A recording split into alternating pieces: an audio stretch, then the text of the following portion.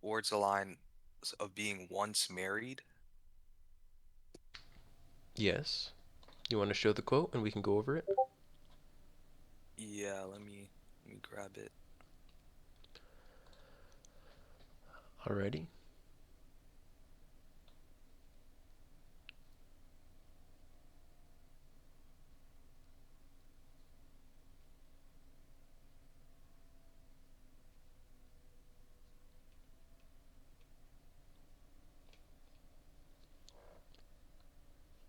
But I do know the quote.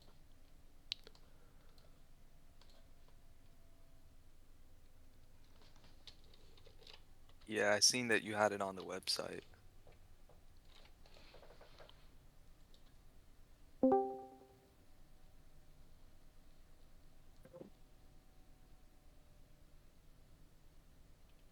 All right, Hey, I think Luke. I got it. Yes.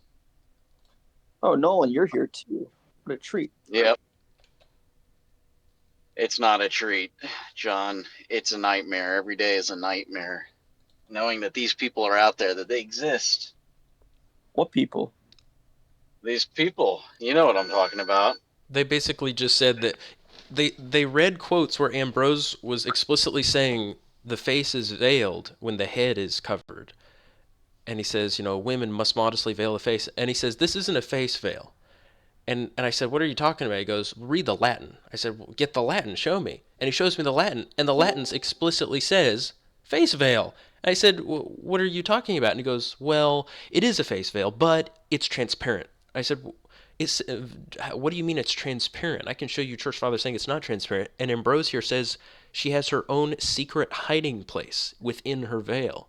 So if it's transparent, that how is it that she's hiding? Is it a hiding place if people can still see you? And he said, yeah. He says they See, can still I, see her. I don't understand. I can understand if they could just say, well, you guys are overreacting. You guys are taking modesty too far, but I appreciate what you're doing and you have the right idea. But they actually go out of their way to say it's evil. It's not like they say, well, you're overdoing it. You're like they would say the same if you went as far to be an ascetic monk, right? But they don't ever say that. They say what you're doing is actually evil.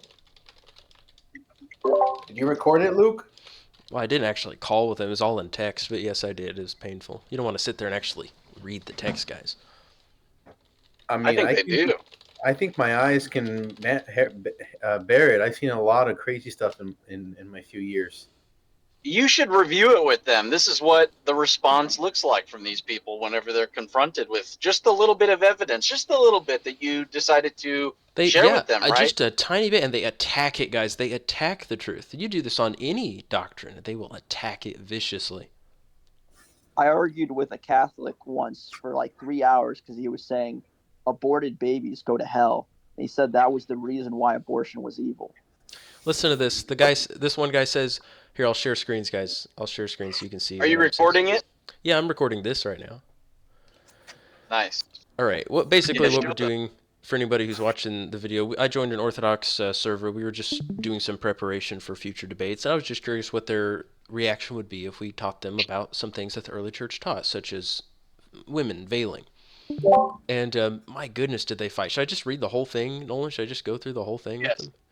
Yes, and open it up that you were going into it, like you just said, you were going into it with the intention of discussing the veil, and it just so happened that as soon as you joined the server, they were talking about the veil already, the Muslims. Yeah, quite incredible. All right, I'm going to zoom in quite a bit here, or maybe not that much. Okay, that's good. Everybody can see it, right? Yeah, it was kind of weird. They were talking about veiling when I got here. It's almost like it was meant to be. A foreshadowing. Okay, look, this is the image that we see when I get here. It shows this is their general chat. This was posted at 7:20. I started talking to these guys like an hour or something ago. Maybe it's been longer. I'm not really keeping track of time. Anyway, this is a woman in a burqa or niqab, and I guess somebody made like an AI generated image of some candy in a candy wrapper with flies coming to it. I don't know what they mean by this, but they're. Oh, it was bread at first. What was that? I thought it was bread at first. Yeah, it looks like something with frosting on it. Anyway, so I thought, oh, well, I guess I can just start talking about this. I wasn't sure if that was what I wanted to talk about, but I thought, okay, we'll bring up the veil. So I said, did the early church veil their women like this? I've been trying to learn about this subject. And I said, oh, I see some people have been discussing this recently, because somebody up here said, no, not like a niqab, bro. And then after I asked it, this guy, I guess he's one of the moderators in the server because he's all red. So that means, oh, he's confirmed, he's baptized and everything. He answers no. The early church did not veil their women. I said, gotcha. I saw some quotes from some guy named Clement of Alexandria and Tertullian who said women are supposed to veil the face. And I give them the quotes. Let her be entirely covered, nor will she invite another to fall into sin by uncovering her face. It has also been enjoined that the head should be veiled and the face covered. And I showed Tertullian. He says, so perilous a face then ought to be hidden. For who will have the audacity to intrude with his eyes upon a shrouded face? I said, is this heresy, Mr. Royal? And he says, no, not a heresy. And another guy says, that's not a heresy. Just don't quote Tertullian for anything to prove a point. He's a heretic in hell. I love how these guys became a god and they just know who's in hell and who isn't. I said, oh, my bad. I saw some Orthodox guy named Josiah Trenum quoting him. That was a very subtle jab there. But then they respond, Josiah Trenum is not Orthodox. He's Chalcedonian. And then Royal says, this is an Oriental Orthodox server, if you weren't aware. Isn't this hilarious, guys? You hear the Orthodox say, we are the original church, but then they never mention to newcomers, they never just say, listen, there are a million different branches of Orthodox, and we all think that we're right and everybody else is wrong. So they're not even going to consider Josiah Trenum to be Orthodox, to be in the church. Isn't that incredible? It's so funny when you actually talk to these people, because they're like, do you really think God's church could disappear? Do you think God's church could become invisible? No, there must always be an obvious, visible church on the earth. And then you say, well, how am I supposed to know which church, which denomination of your Orthodox church is the true church? Because you guys are all fighting each other and saying the other is not the real church. And they're like, it's obvious, it's us, the Oriental. And then the other one's like, no, it's us, the Ethiopian. And the other one's like, no, it's us, the Eastern. And they just fight like that. They say, it's obviously us, you stupid. Join our side. Isn't it obvious? Anyway, he says, this is an Oriental Orthodox church or server, in case you weren't aware. I said, I see. Does it matter what kind of veil women wear? I'm not Protestant, by the way, but it wouldn't give me an option for inquiring into the Holy Apostolic Church. So these guys are pretty disgusting on here. And I said, I recently got married. I really want to understand head covering, if anybody's able to teach me. And then they all say, congrats, congrats. I said, thank you, guys. And then this guy says, essentially, every time a woman prays, she veils or covers her head. And he says, usually they wear white veils for purity. And I said, I see, I've heard that before, but I've read some quotes that say it's about modesty, like this man, John. Is he in the Oriental Orthodox Church? I'm messing with him, of course. It's John Chrysostom. And John says, he signifies that not at the time of prayer only, but also continually she ought to be covered.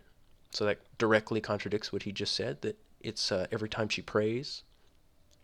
And of course they all say that. And he says, yes, John Chrysostom is a saint, actually. One sec. It's a very loaded one sec. He's going, what in the world? What is this? I've never heard this before. And then he shows this quote, being covered is a mark of subjection and authority. It induces the woman to be humble and preserve her virtue. For the virtue and honor of the governed is to dwell in obedience. John Chrysostom. I said, gotcha, that's a good one. So she's supposed to veil continually, not just at prayer? And he says, she covers for humility. But he doesn't answer. And then another person says, how old are you? I said, I'm 28. And he says, oh, prime years. Nice. Hey, Luke. Yes. Real quick, before I forget, it's kind of interesting how he quotes John Chrysostom but won't give you the actual reference to it. So you're kind of just left to believe that that's an actual quote. They always do this. It drives me crazy. Yeah, please, guys, if you're ever going to give a quote, give the reference. It drives me crazy. But you know what? We all Google. Usually you can look up a quote, but sometimes they post quotes that are completely false. And you're just sitting there going, I can't find this anywhere online. And it turns out it's completely fake. Yeah. Really weak. Tells you how badly they've been trained that they post quotes like that, because they should be trained very vigorously. Hey, look out for fake quotes. You know, they should be on the lookout for that. And make sure you've got your references. But guys, none of these people read the Church Fathers. I guarantee you guys, if you have been reading the Church Fathers for even 1 month, you know more than all of these punks in these Orthodox churches. Anyway, this guy says to me, after I asked him, so is she supposed to veil continually or just at prayer? He says, there are different opinions on this, but it isn't required.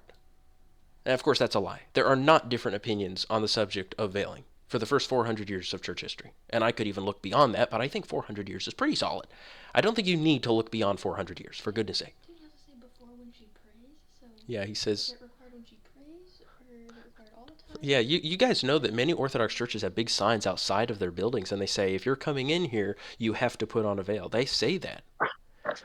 So, I mean, they do make it a requirement. They won't even let you step foot in the church if you're not veiled. Do you guys realize that in many Orthodox churches? So, again, this is also ridiculous. And they're just posting some ridiculous, disgusting memes about the Apostle Paul.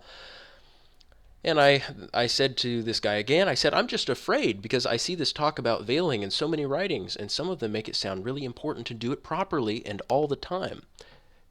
And I quote John Chrysostom say, and tell me not this, that the error is but small, that it is a great matter is evident from its ministering so effectually to good order among mankind, the governor and the governed being regularly kept in their several places by it. It's John Chrysostom. And look, I put a reference on it.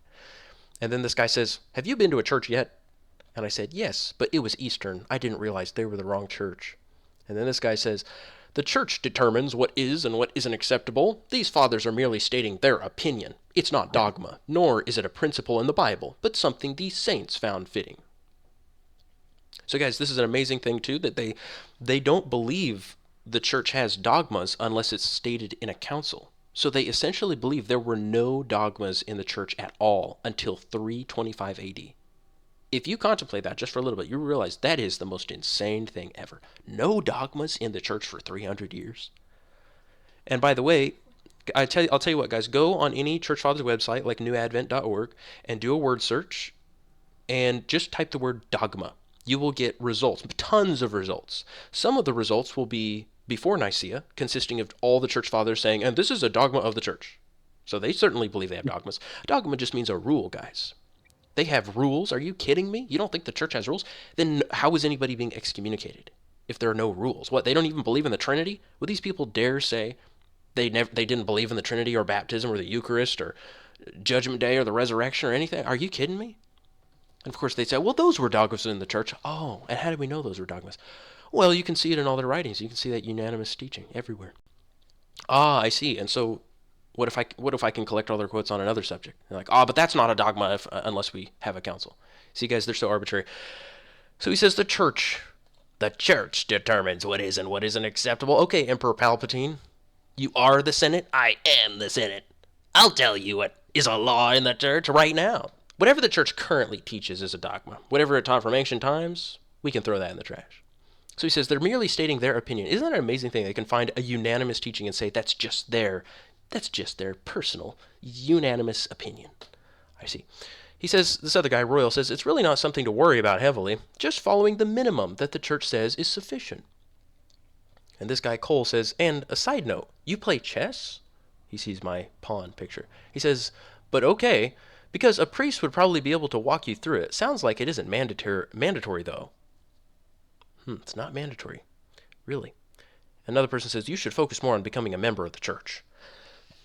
And I said, did they ever have a council about this where they said it's just a prayer veil? I can't find anyone saying it's a prayer veil early on.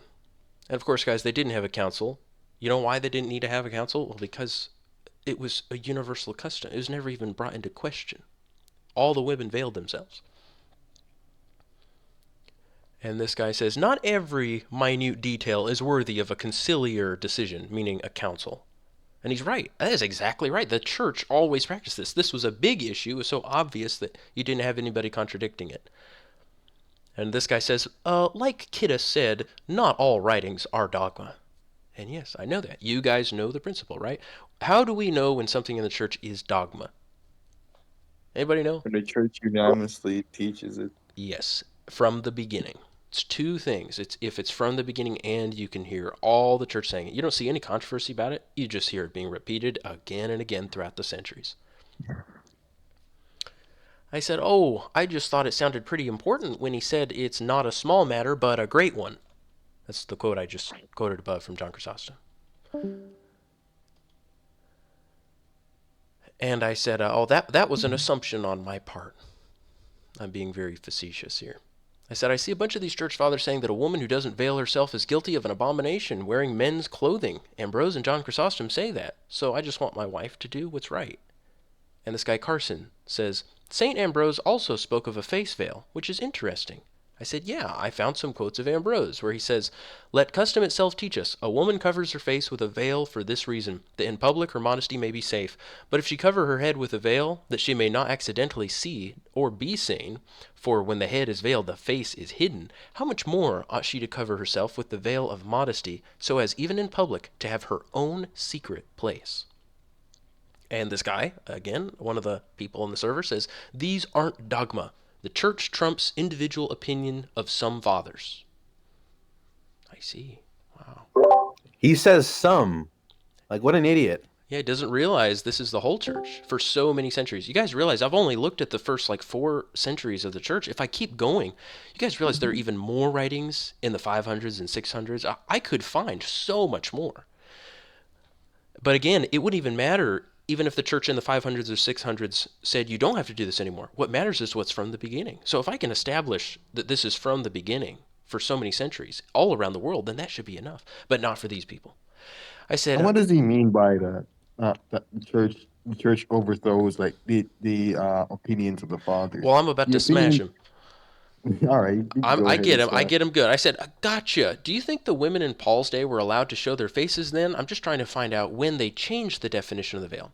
See, guys, they're gonna have to deal with this too. They've got all the Greeks from centuries before Christ and during the time of Christ and after the time of Christ still talking about face veiling all the time.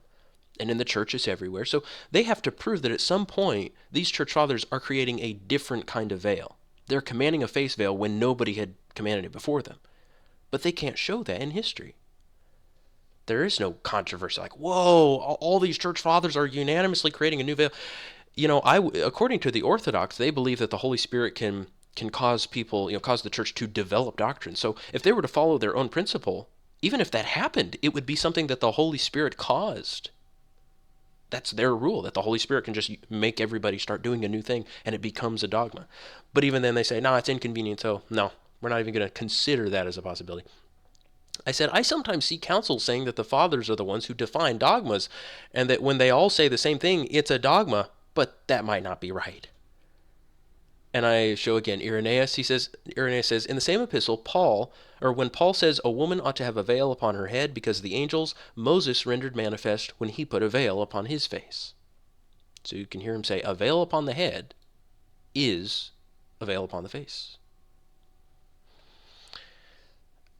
By the way, it's the same word both times, kaluma or kalima. And this guy says, well, if they come together in a council, sure. Now, isn't that an arbitrary thing, guys, that they think if all the church fathers in all the different parts of the world are independently saying the same thing, that holds no weight. But if they all get together in a room and say something, then that has weight. I could actually make the case that it's actually even more profound and striking if they all agree when they're all separated from each other. Right? Isn't that far more striking? To say, oh, well, they all agreed when they finally got together and discussed it, that's not as convicting as the fact that even without talking to each other, they all agree with each other in all the different parts of the world. That's why you accept the Septuagint. Yeah, I mean, that's common sense. Just common sense. That's how we prove that the Septuagint is inspired, because all those men made their translations in different rooms, and they all came up with the same thing. My wife just made that point, so you can give her the credit. So these people are being distracting, and this guy says, it is the consensus of the fathers, not simply saying the same thing, but interpreting in the same orthodox manner.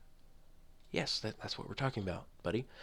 I said, well, I might have been misled by a guy named Vincent online. He had a quote saying the quotes are enough to make a council.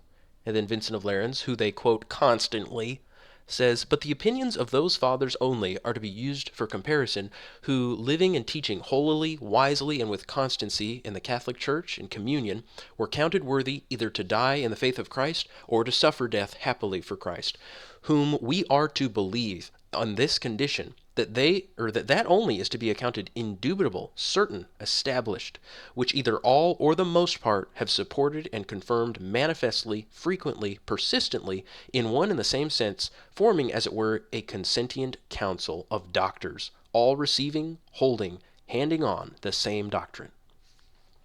So yeah, Vincent says if you get them all agreeing, then that is a council. And then, of course, the only question is, well, how many do you need? That's the next logical question. How many do you need, Mr. Vincent? If only Vincent had told us how many we need. Did you guys know Vincent does tell you how many you need to prove something? I said, let's see, what does he say here? He says, so do you mean if the majority all say the same thing, it's dogma even without a council? Wow, I can't believe these people are so shocked to hear something so basic. Isn't that incredible? These poor kids have never been taught that. Yes, if all the church fathers all say the same thing, it's a dogma, even without a council. Yes, duh. Obviously. That's what the councils say. The councils say if you can get all the church fathers saying this, then it's absolutely a fact. You can't contradict it. They don't know that. They've never read these councils.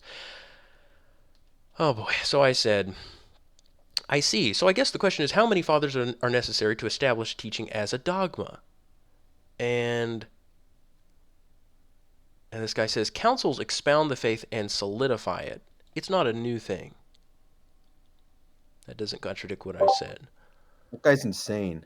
I said the same guy, Vincent of Lérins, said the testimony of 10 fathers is enough to prove something as a dogma. He might be Eastern, though. I don't know. See, I'm being sarcastic here because they're like, oh, we don't accept somebody if they're Eastern.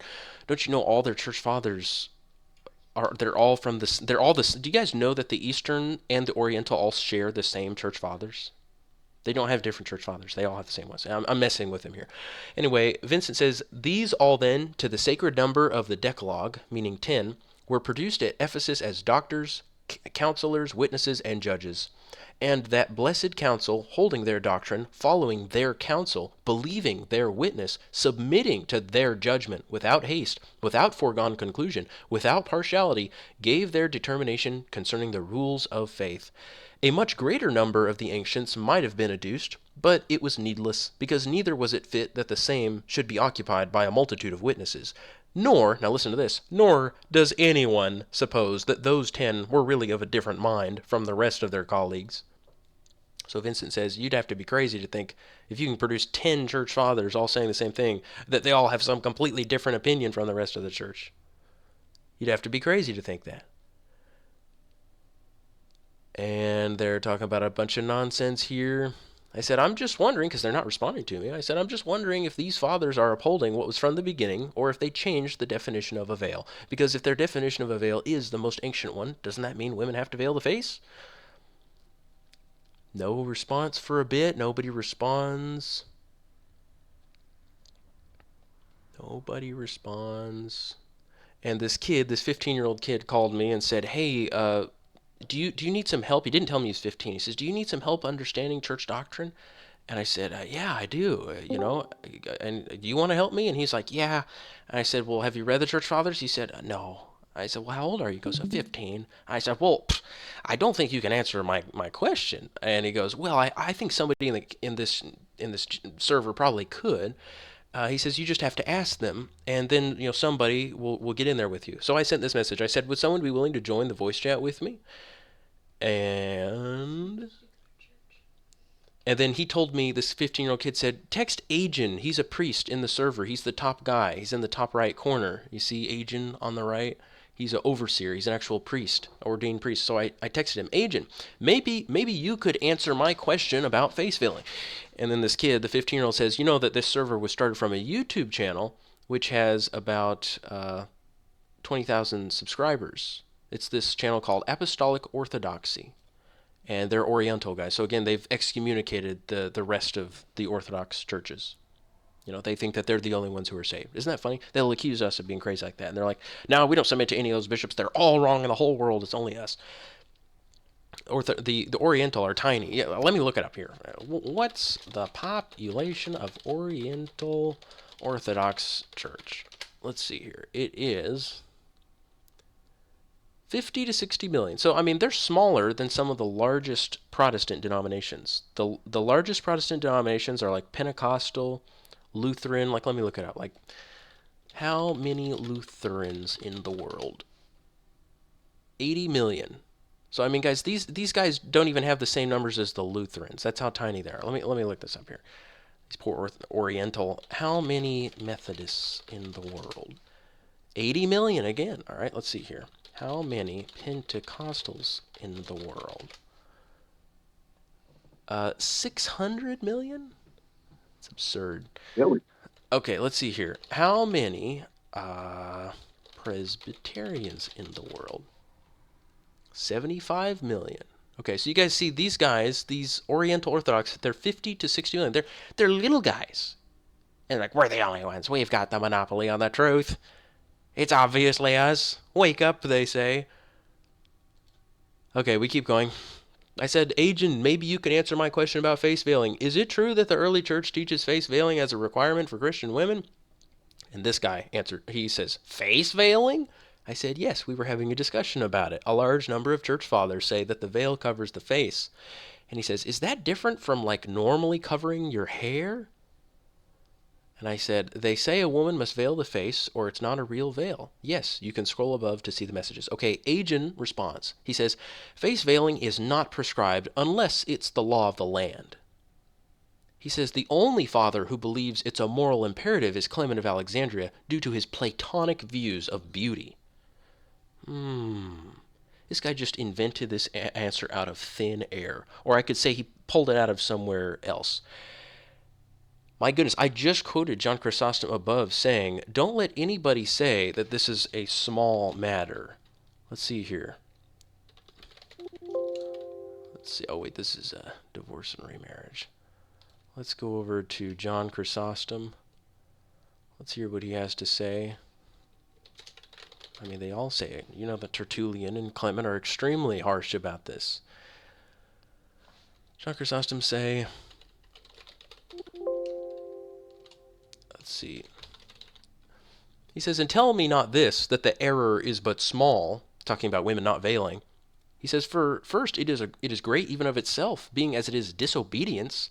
But next, though it were small, he says, even if it were small, it became great because of the greatness of the things whereof it is a sign. However, that it is a great matter, in the Greek he says a mega matter, is evident from its ministering so effectually to good order among mankind, the governor and the governed being regularly kept in their several places by it. He says, so that he who transgresses disturbs all things and betrays the gifts of God and casts to the ground the honor bestowed on him from above, not, however, the man only, but also the woman. For to her also it is the greatest of honors to preserve her own rank, as indeed of disgraces the behavior of a rebel. So yeah, pretty serious issue according to the church fathers. You guys realize they love John Chrysostom more than any other church father, so that's why I started with him. So yeah, this person, it looks like it's a woman. Is that different from like normally covering your hair? I said that they say a woman must veil the face or it's not a real veil. And this guy is like, no, the only father who believes it's a moral imperative is Clement of Alexandria due to his Platonic views of beauty. Really? I mean, here, let me get you some more. Maybe you need some more. I'm not going to waste my time actually showing them, guys, but you know what the church fathers say. Here's Basil. He says, dissolute women, having forgotten the fear of God and scorned the eternal fire. They have cast off the yoke of Christ's bondage. They have thrown off the veils of modesty from their heads, despised God, and disregarded his angels. They have shamelessly exposed themselves to the eyes of men, saying that they have taken off their veils of modesty. And I mean, he's bringing up the eternal fire here. He says they're scorning the eternal fire. They're mocking it. They're like egging it on. That sounds pretty serious. So I respond to Agent. I said, I want reassurance about it because I see a lot more people besides Clement saying it's a very serious issue, like John Chrysostom. Again, I quote John Chrysostom saying, tell me not that the error is but small. It is a great matter.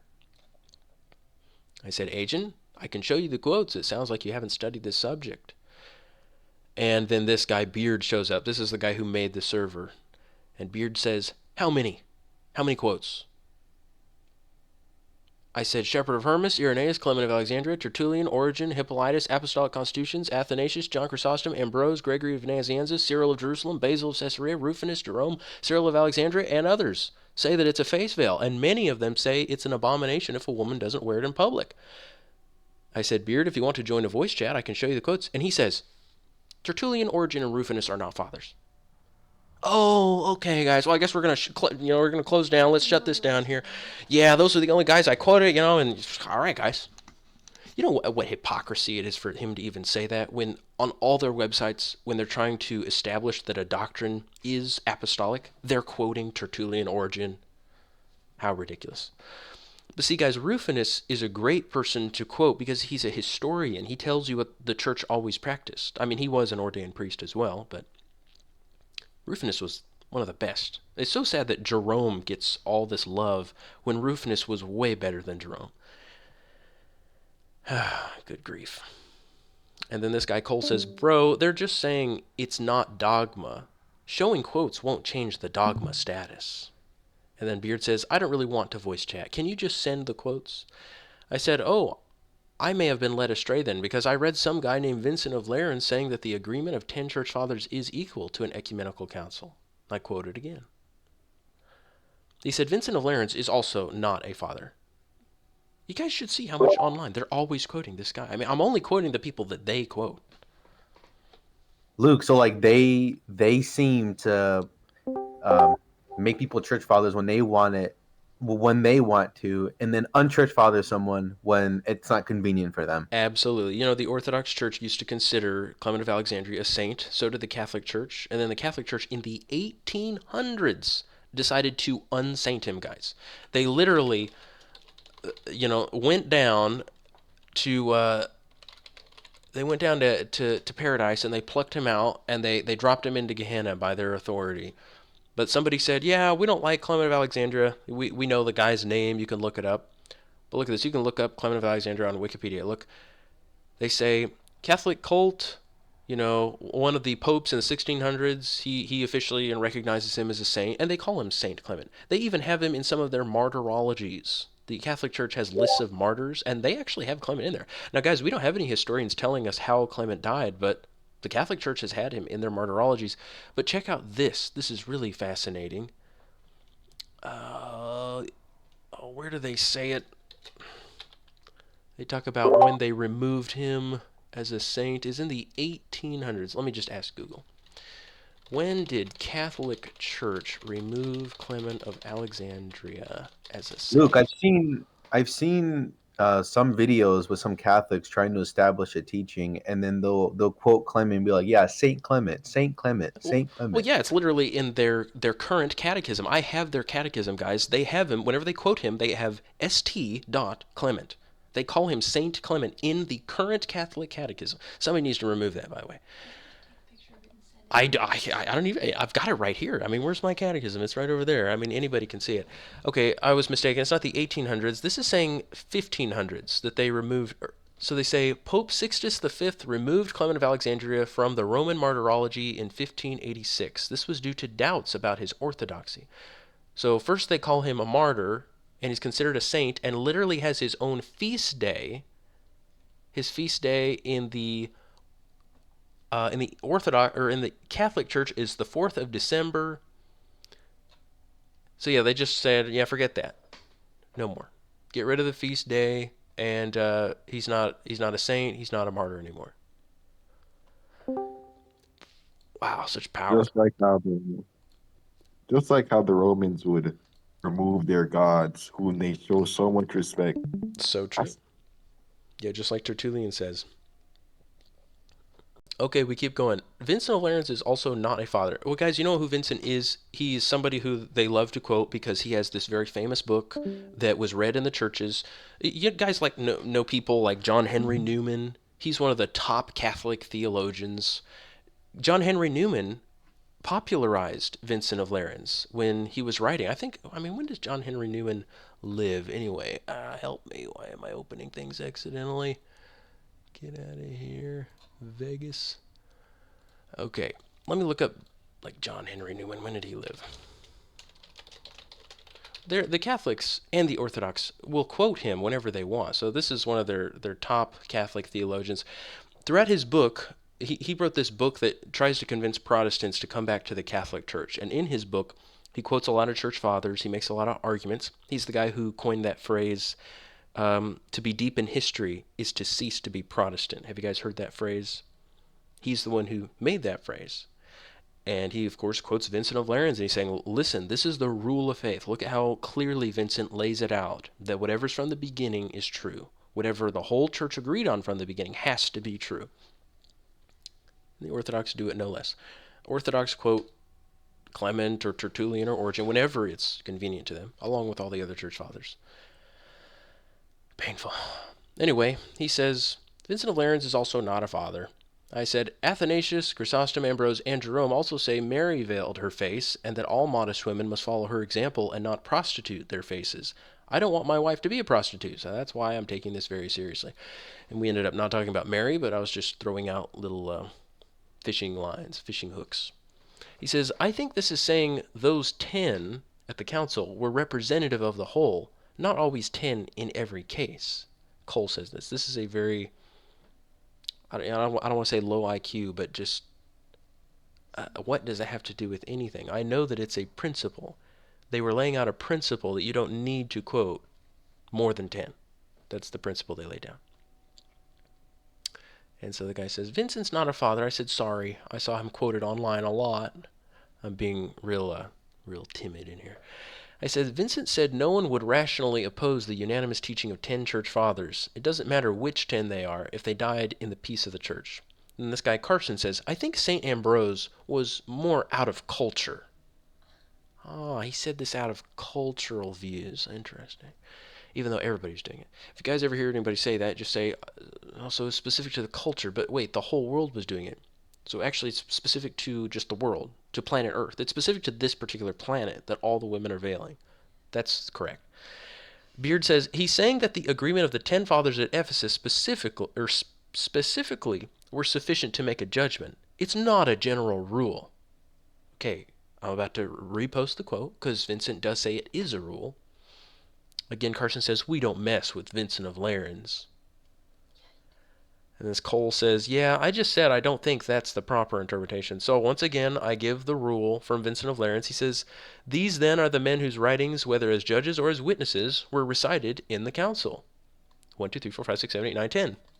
It's Peter, Bishop of Alexandria, Athanasius, Theophilus, Cyril, Gregory of Nazianzus, Basil, Gregory of Nyssa, Saint Felix, I think that's one of the bishops of Rome, Saint Julius, another bishop of Rome, Cyprian, bishop, and then Ambrose. So these are the 10 guys that they quoted, most of whom I have explicit quotes about face veiling.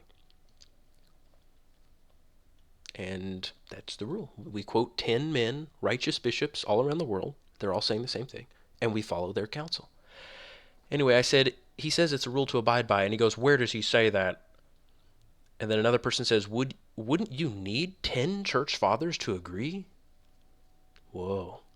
And I said, here's where Vincent says it. But the opinion of those fathers only are to be used for comparison, who, living and teaching holily, wisely, and with constancy in the Catholic faith and communion, were counted worthy either to die in the faith of Christ or to suffer death happily for Christ, forming as it were a consentient council of doctors, all receiving, holding, handing on the same doctrine. So yeah, Vincent does give it as a rule, absolutely. Then this guy Carson says, where does St. Cyprian promote face veiling? I think he missed my point here. Cyprian was one of the 10 here in this example, but no, I don't have any explicit quotes from Cyprian, except Cyprian saying that women should be shamefaced. Yes, he says they should be shamefaced.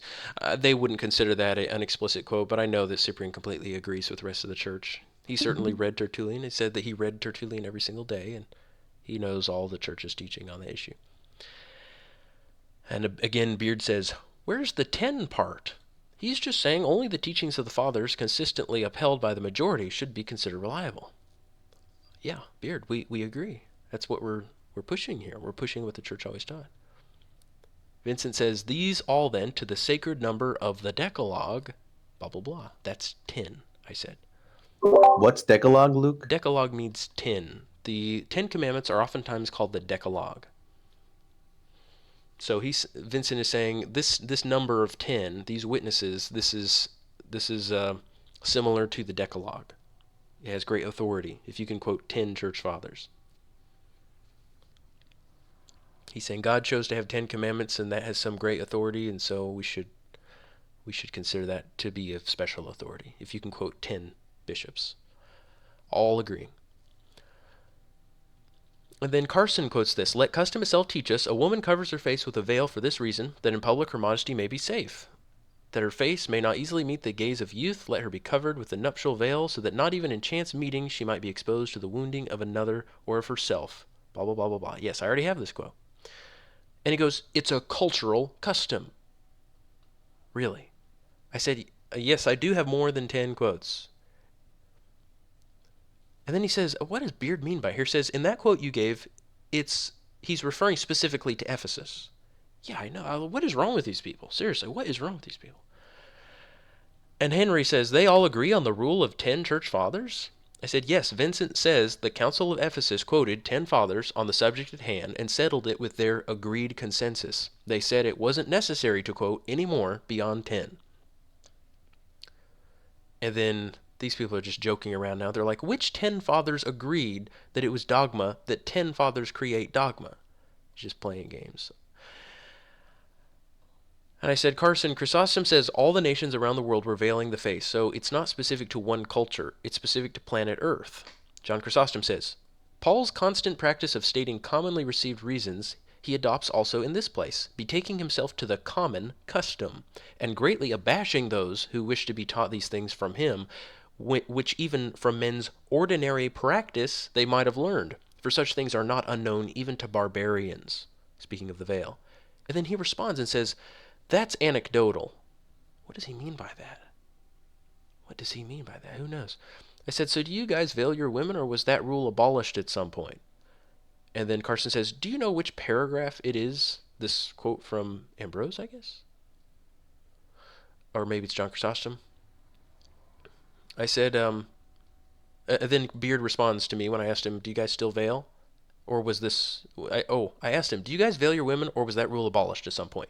And he says, we veil. And I said, is it a new veil or the old veil? And he says, where does he mention face veiling? Asking this about John Chrysostom. Of course, I have so many quotes, but I wasn't sure I was going to move on before we had established at least that these guys, these others like Ambrose, speak of face veiling. And then Beard says this, the Latin word that Ambrose uses for face is actually caput, which really just means head, not face, specifically. And he gets a thumbs up. Okay, this is unbelievable. I said, no. Ambrose says, let custom itself teach us, a woman covers her face with a veil for this reason, that in public her modesty may be safe. But if she covers her head with a veil that she may not accidentally see or be seen, for when the head is veiled, the face is hidden, how much more ought she to cover herself with a veil of modesty, so that even in public she has her own secret place. He says, yeah, but the original Latin is caput. Guys, this is the guy who started the server debating with me about this. And he says, what do you mean, no? I said, read the quote, Beard. He says, I'm reading the Latin, Luke. And then the next guy, Carson, says, yeah, the Latin uses caput. And then Beard quotes the Latin. He puts the Latin on the screen, guys. The Latin says face. It's unbelievable.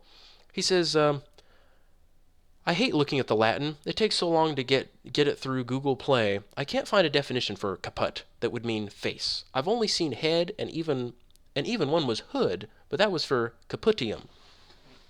He's not looking at the word for face. He's looking at the word for hat or cap.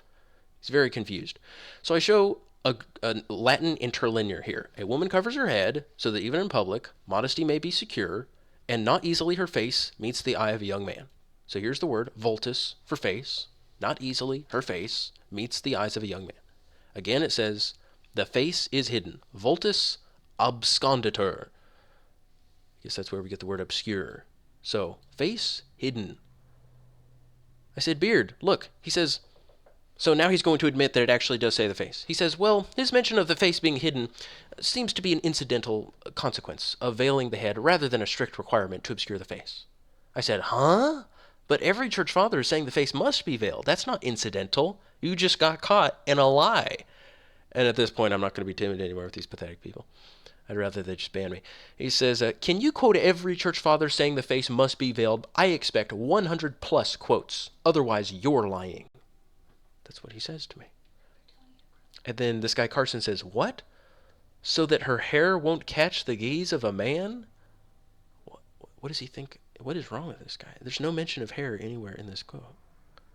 He says, so that her hair won't catch the gaze of a man. Vultus could also just mean looks, meaning so that when the head is covered, her looks are hidden. No, vultus means face. But yeah, exactly, her looks are hidden. That's exactly correct. That her looks, as in her face. Oh my goodness, these people. I said, Beard, you just lied to my face. You guys just make your own rules when you feel like it. And he says, grow up, Luke. Give me quotes of every church father. Painful. I said, right now your argument is that it's incidental and that there aren't enough quotes. What if I post 100 quotes in here, proving that the whole church required a face veil for the first 400 years of Christianity? Are you saying you'll obey? Won't you just find a new excuse not to do it? And then this guy says, he's saying there aren't 100 quotes, if I'm not mistaken. And then Beard asked me, do you know what a nuptial veil is? And I responded, yes, there are 100 quotes. I have them all saved. The entire world veiled the face. Israel, North Africa, Syria, Rome, Greece. You guys would have been seen as disgraceful for showing your wives' faces in public. And then this guy says, I think the Sancti Ambrosi quote is weak and doesn't work. I'm curious about the St. John Chrysostom one, though. So guys, apparently the Ambrose veil is weak. It's very weak. I said, yes, it's a veil that covers the face. He ended up admitting that it's a veil that covers the face. He goes, but I think that's incidental. I see. Double standard. Yeah, it's Because incidental. John Chrysostom says it. Oh yeah, I'll listen to him. But Ambrose say, nah, he's a heretic. You know what's so sad is What? if I show him John Chrysostom and Ambrose, he's going to say, well, I want 100 more. He says he wants 100. That's outrageous. No church council in history has required 100 quotes.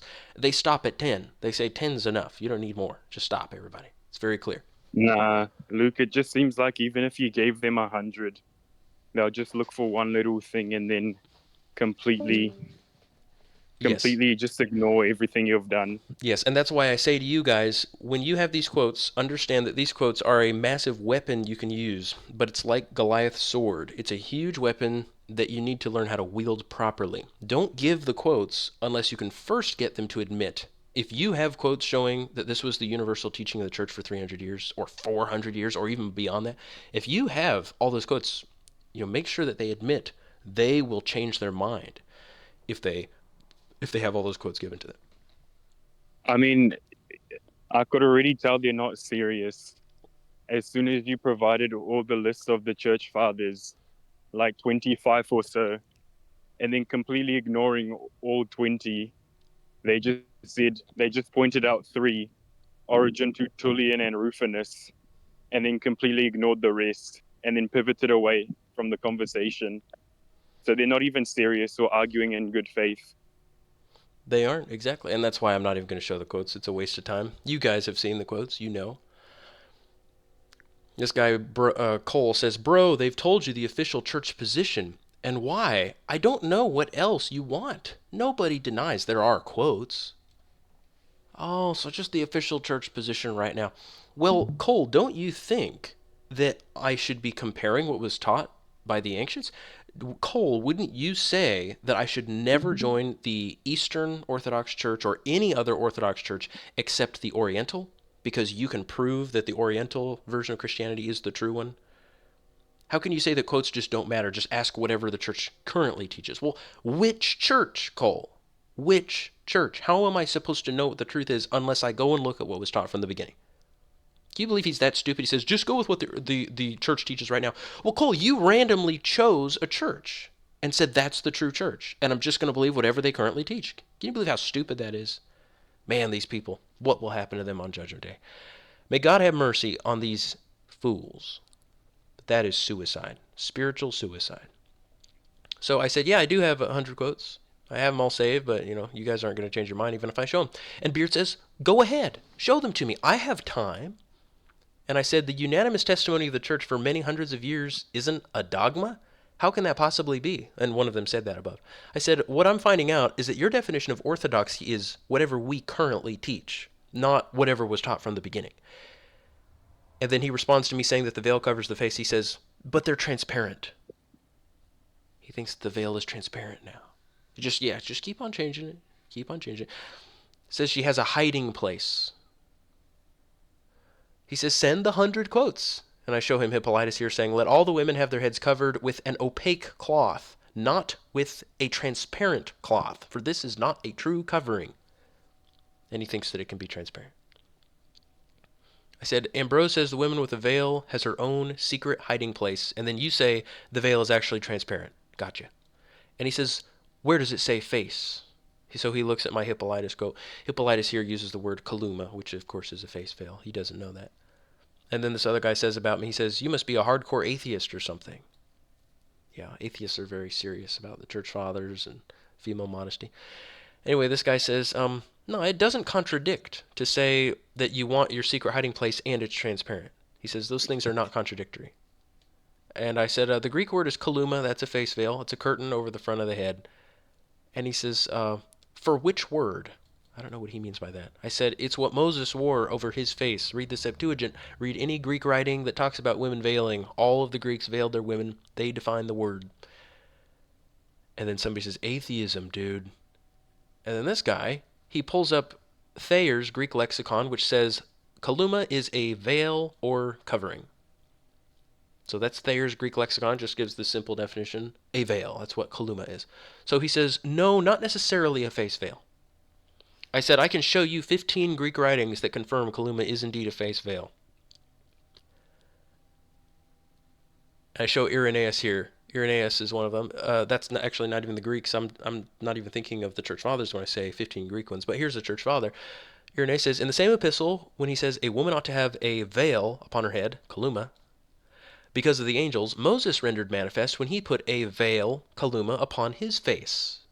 So again, a woman ought to have a veil upon her head, that's kaluma, and Moses put a veil, kaluma, on his face. Same thing. He's saying that when Paul says a woman ought to have a veil on her head, Moses is doing the same thing when he puts a veil on his face.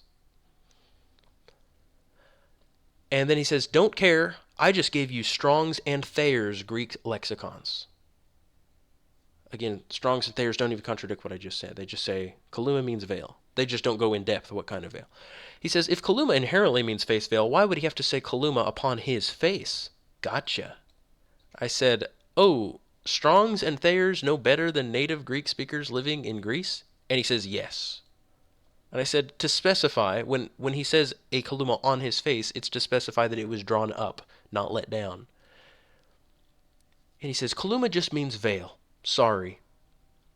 And I said, as I said, Beard, I could show you 100 quotes, 100 plus quotes from the church fathers explicitly contradicting your view, calling it prostitution, but you would say they're all wrong, wouldn't you? And he says, do it. You tried doing 2, but they didn't work. He says, you still have 100 more to go. I said, what a rebellious attitude. You guys are not the Orthodox Church. And then somebody says, well, who is then? And this guy says, bro, what are you looking for specifically? It sounds like you had your mind made up before you came. I said, correct. I was testing your leaders. They haven't read the fathers, and they don't intend to. They couldn't care less about the ancient dogmas of the church. They believe their current church can override the church's teachings. And somebody said, don't test them, boy. Be humble and sit down. And this guy, Beard, says, I am neither rebelling nor do I represent the Orthodox Church. This response is disappointing. You can do better, Luke. And this guy, other guy says, do you think the leaders of the actual churches and not Discord people just forgot about these quotes too? Or is it possible you as an individual are missing something? And Beard again says, send the quotes. So anyway, guys, I didn't send anything else. I was done talking to them. Pretty painful, huh? Looks like you said a little bit more there. Yeah, I haven't read any of this. He says, go ahead and send the fundamental doctrine of the church saying if you don't veil your face, you're a prostitute. I said, I have many pages of quotes. It won't fit here, and I won't send it to people who have a preconceived notion and can't read. You read an explicit quote and denied what was sitting right in front of you. Our YouTube channel is Ante-Nicene Christianity. And he says, okay, you can just send me 10. And he says, that's tough. We have more subscribers. Therefore, we're right. I'm sure he's being sarcastic there. He's doing what he thinks is friendly. And then another person. Well, I mean, yeah. Why not just send him the quotes to Luke? No. Because guys, we're going to get into debates with people publicly, and I'd rather keep this stuff as hush-hush as possible. I'd rather hear them attack the veil, attack female modesty, attack the ancient dogma of the church, openly, humiliate themselves, and then I show them the quotes. You get it? You want to get them to show how evil they are first, and then expose them. Is this like your sneak attack? Yeah, I'm just testing the waters. Just warming up. Luke got this in the bag, bro. He know like all the Catholic arguments. They're not ready for him. And with Nolan and Christian and Aramis, it's over. And with us too, I mean, we're not as wise as them, but like we can help out some way. It's over The for them. glaze is crazy. You said I'm Luke woke up. glazing? You guys are very helpful. You will help us. I haven't read these Aaron, other what responses what from you these mean I'm guys. glazing, fool? Nah, I'm just playing.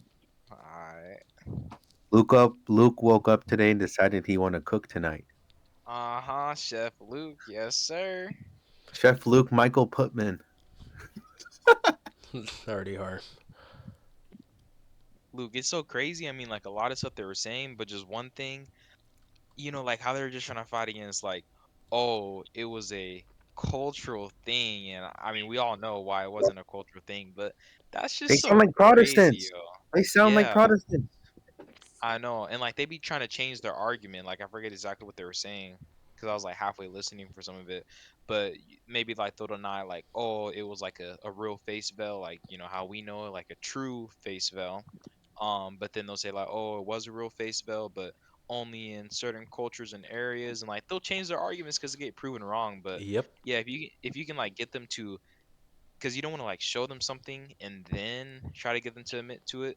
But if you get them to admit to something beforehand, like oh, like a certain church father is a saint and or a doctor, and then you show them a quote from them, that'll be way better than like vice versa because they can try to like wriggle out of it. Yeah, you got to get them to agree to the principles first. But yeah, if I remember correctly, if I remember all their arguments correctly, we reject Tertullian because he's a heretic. We reject Clement of Alexandria because he's Platonic. I guess those Platonists were obsessed with face veil or something. And then we reject Ambrose because that's actually a transparent veil. Did you guys know that? And then we reject John Chrysostom because it was cultural, specific to his culture. So each one of them What is has their own unique reason for rejecting it. what does Platonic mean? That he just subscribed to like the principles of Of the Plato. philosopher Plato. Yeah, That's not true though, eh? that's absurd. Isn't he a saint in the Orthodox Church? Who, Plato or uh, Clement. Clement of Alexandria? Well, he used to be. I mean, in some places they still celebrate his feast day, but in some places they don't. Over time, he's fallen out of favor because his quotes against images, bowing to images, are just so famous. So they can't use him as much. They only use him on the ignorant, but they try to still keep him on the down low. So who's one of their chief saints that whose quotes you could have used to refute them? Only post-Nicene. You can't quote pre-Nicene people to the Orthodox or Catholics. You need to go post-Nicene. So of course John Chrysostom, Ambrose, Jerome, the two Cyrils of Alexandria and Jerusalem, the two Gregories, Nazianzus and Nyssa, Epiphanius, Augustine. Of course we have all those guys. So those are the people you would quote. The sad thing is, how we can see like how absurd this is to them. What Luke is saying is absurd. What he's saying is just crazy. But it's oh no, man, it's just sad to see these people. Yeah, They can't see the truth. Satan takes people's zeal that they normally would have for God and for the truth, and he turns it around and makes them zealous against the truth to support a lie. Listen to this guy, though, who responded. He said, the quote you produced from Irenaeus wasn't even close to explicit. Irenaeus explicitly says, upon her head, when he could have stated, upon her face, as he used to refer to the veiling of Moses. Wait, doesn't he understand? This is a single unbroken sentence of Irenaeus. He says, when Paul says a woman should have a veil on her head, a kaluma on her head, Moses rendered manifest when he veiled his face. So he's saying they are the same thing. The veil that Paul is talking about is rendered manifest by Moses' veil. Yeah, and that one contradicts like what they were saying about it being transparent. Because the whole reason why Moses veiled his face was because it was too bright. Why would it be transparent? Just a transparent veil, guys, so that you could still Exactly. see the glory. Don't you see the analogy that you hide the glory so that you don't get killed by it? And a woman is the glory of man. Don't you see the connection? Paul says she is the glory of man, so she must be covered with the veil.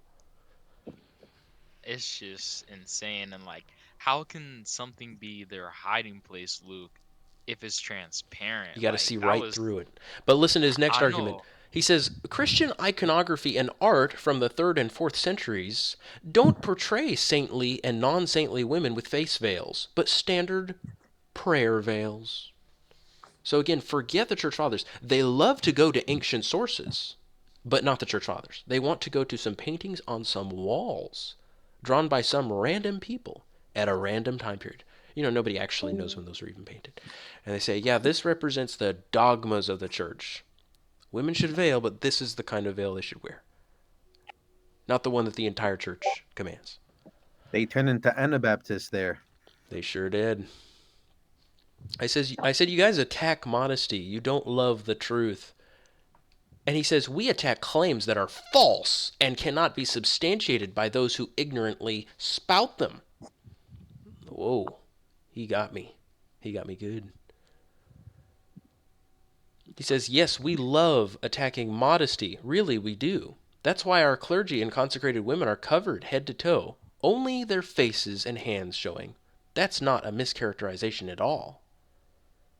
Yeah, if the church saw that, they'd say you're worse than the pagans. Even the pagans cover themselves. The women of Arabia will be your judges. They Yeah, will. Arabians, heathen females will be your judges. That's a great quote, Brian.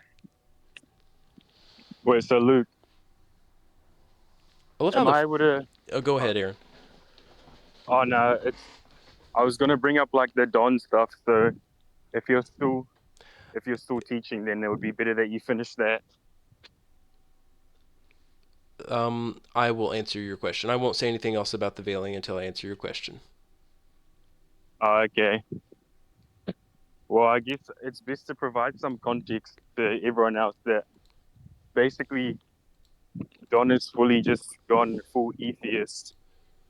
And so I just watched one of his most recent streams out of curiosity just to see what was going on. And basically, he was just saying how he's no longer a believer. And I think he had dove fully deep into some of the works by like some of the top atheist scholars, I guess, and he had just become engrossed in what they wrote, like Bart Ehrman, and in some of these more books and that kind of thing.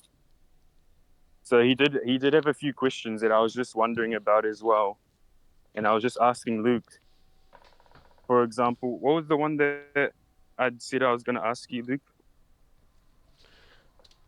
Oh yeah, You asked me a few questions. why? I think your first objection, I'll answer that publicly too. Your first question here, I'll just read it. It's probably easier to read my response. But do you mind if I read it? No, just read it. All right. You asked you said Don says he said that apologetics was simply justifying things that you wouldn't normally justify. He's probably referring to things like slavery in the Bible or wiping out the Canaanites. We can talk about that later. He says, number 2, he said that he fasted and prayed constantly. Don fasted and prayed constantly about having wisdom and clarity, but he never got that. And no one can say that he was never a true Christian willing to give it all, as shown by the things he gave up, such as money, shifted life, he cut off friends, etc.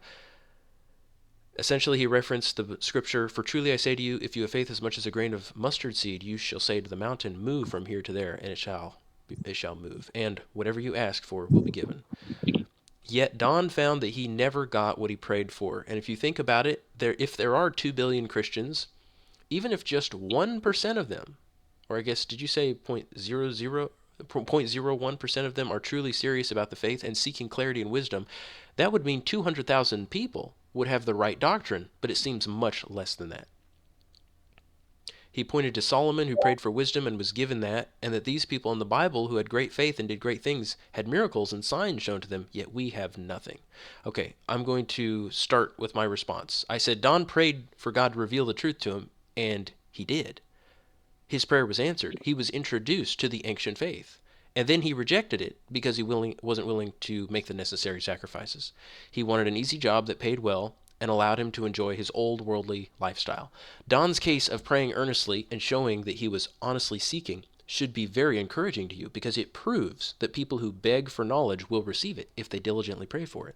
However, Don became like the rich young ruler who asked what he needed to do to be saved, and once he found out, he went away sorrowful. And who says that 1% or 0.01% of all Christians earnestly seek the truth? That's a made-up statistic. But even if it were true, how do you know 200,000 Christians don't exist in the world? You don't know. These are dumb arguments.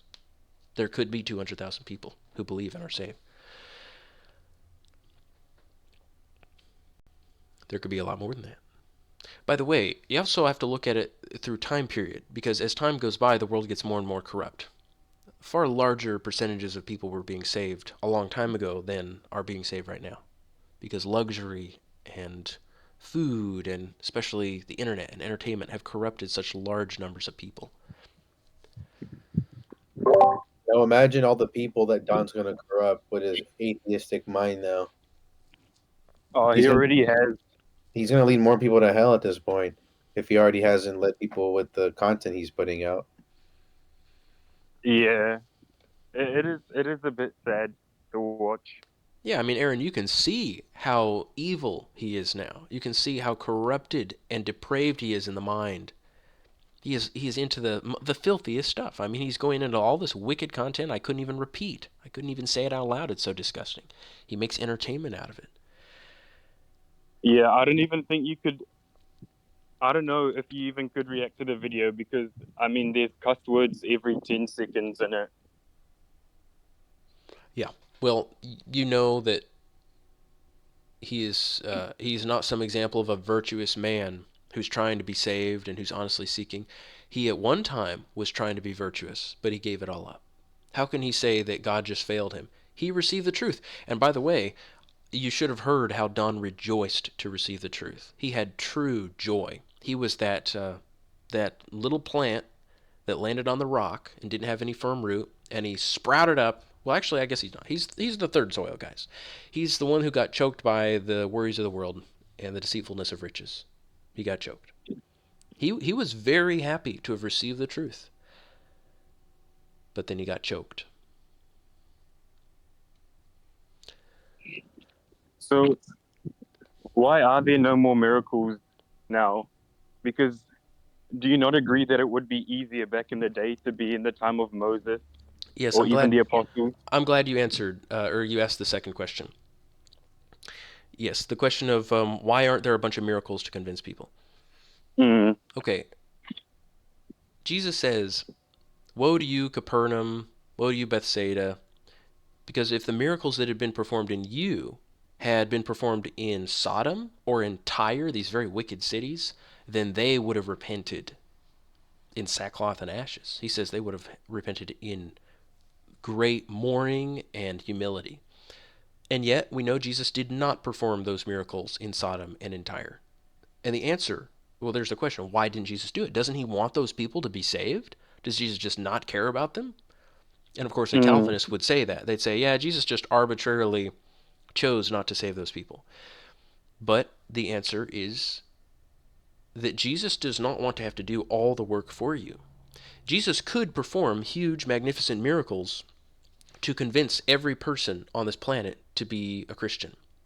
He could, for instance, take every individual and show them heaven and show them the lake of fire. He could even place them in the lake of fire for a few seconds. Or he could place you in the lake of fire for like 10 years and then take you out and say, all right, are you going to be a Christian? What do you think the answer would be, guys? Don't you know the story of the rich man who was thrown in the fire and he repented and he even wanted to become an evangelist? He's like, please, Abraham, send somebody to my brothers. He's like, save my family. That guy absolutely repented and wanted to be saved, but it was too late, guys. God doesn't want to have to do all the work. He doesn't want to have to take away your free will and force you to live a virtuous life. And see, if God performs a ton of miracles and signs, then he's condescending to you. He's making it really easy for you. He's putting it on easy mode. He's basically making it so that you don't have to exercise faith anymore. But that's one of the challenges God gives us. It's one of the works he has. Remember, he says, "By the works of my Father are believe in him who sent me." That is the work. God has given you a work to do, which is to believe in Christ. And Jesus says, "A wicked and adulterous generation seeks after a sign." You shouldn't be saying, "Listen, God, I'm only going to be a good person. I'm only going to, stop being a thief and a liar and watching pornography if you perform a bunch of signs to prove that you're real." See, God says that's just a rebellious person. You should know that those things are evil, and you should want to be good even if I don't perform a sign. If you say that you're only going to be good if I make a bunch of signs, well, you've said you want to go to hell. You know better. Your conscience tells you that those are evil, and you know there's going to be judgment day. Jesus told Thomas, "Thomas, you believe because you saw a miracle, but blessed are those who believe without seeing." That's the reason why he's not going to do miracles. And Don has a wicked mindset where he says, "I'm only going to believe if you give me a bunch of signs." Is it taking away your free will if he? Because I mean, I can guarantee that even if he did show everyone in this world a sign, that still a small amount of people would still endure until the end, Well, it's just like certainly, the Israelites. by the way, having a sign isn't even a guarantee that a person is going to believe necessarily, but it does make it much easier. It makes it so that you don't have to have faith anymore. You have such fear in you. So, yeah, it's manipulation. It's kind of like when you have a little child. My child could disobey me, but I, as his parent, have the power to make it very miserable for him to disobey me. So I have that power of manipulation called a spanker. And God has the same thing. He could just kind of push us really hard to obey his law. But isn't it amazing, guys? He gives us free will. He lets us choose to live an entire life of 70, 80, 90 years completely disregarding him. And he lets us choose that. He says, you can choose to forget about me and just pretend there isn't a judgment. Well, all right. He's putting a lot of stock in this. He's putting a lot of stock in this. Aaron, do you understand? Oh yeah, I understand. I'm just thinking of as many questions as I can right now to get anything out. But yeah, don't mistake my silence for not understanding. Yeah, I it's understand. it's I'm just thinking. Yeah. it's great mercy when God performs a bunch of miracles to convince us. Luke, there's a quote somewhere. I forgot who says it, but I think it was Tertullian said that heresy leads to apostasy. It was someone like that, Tertullian, or I forgot it. Maybe Origin, but someone said that heresy leads to apostasy, and I feel like maybe this is an instance of that. Perhaps With Don. if You know, they don't believe in any heresies that could have led to maybe him just Well, he did completely start apostate. bowing down to images, and that is a gateway to demonic possession. He did. Yeah, he bought a bunch of icons and started bowing to them. Was this before he smoked with you guys, or when he was trying to research it? It was when he said he was looking into the Orthodox Church. He bought a bunch of icons, and he said, "Oh, I've been praying to the icons and venerating them." Uh huh. So he was engaged in idolatry. All the early church says that that's a gateway to demonic possession. And then when I told him to get rid of him, he said, "Well, Luke, maybe Christianity just..." He's like, how do we even know Moses existed? You know, Luke, that there's no evidence that Moses and the Israelites were ever even in Egypt. And I was like, wow, Don. So he was really depressed about the Orthodox Church. He says, if they're not the true church, then, what am I going to do? And he got very depressed. Long story short, he hung up with me, and then he texted me and said, "Luke, I'm sorry you had to hear me saying that. That was embarrassing. I'm sorry for sounding like that." He said, "I'm actually very happy to have learned the truth. I'm going to embrace it." He says, "This is a hard road, but I'm accepting it. You guys have something very special, and I want to be part of it." And then he ghosted us and disappeared. I mean, where do you go after this? You know, after you've seen the heresies in the Protestant church, after you've come to the one faith that was handed down to the saints, there's only one way to go. Either you're going to be a free gracer or you're going to apostatize.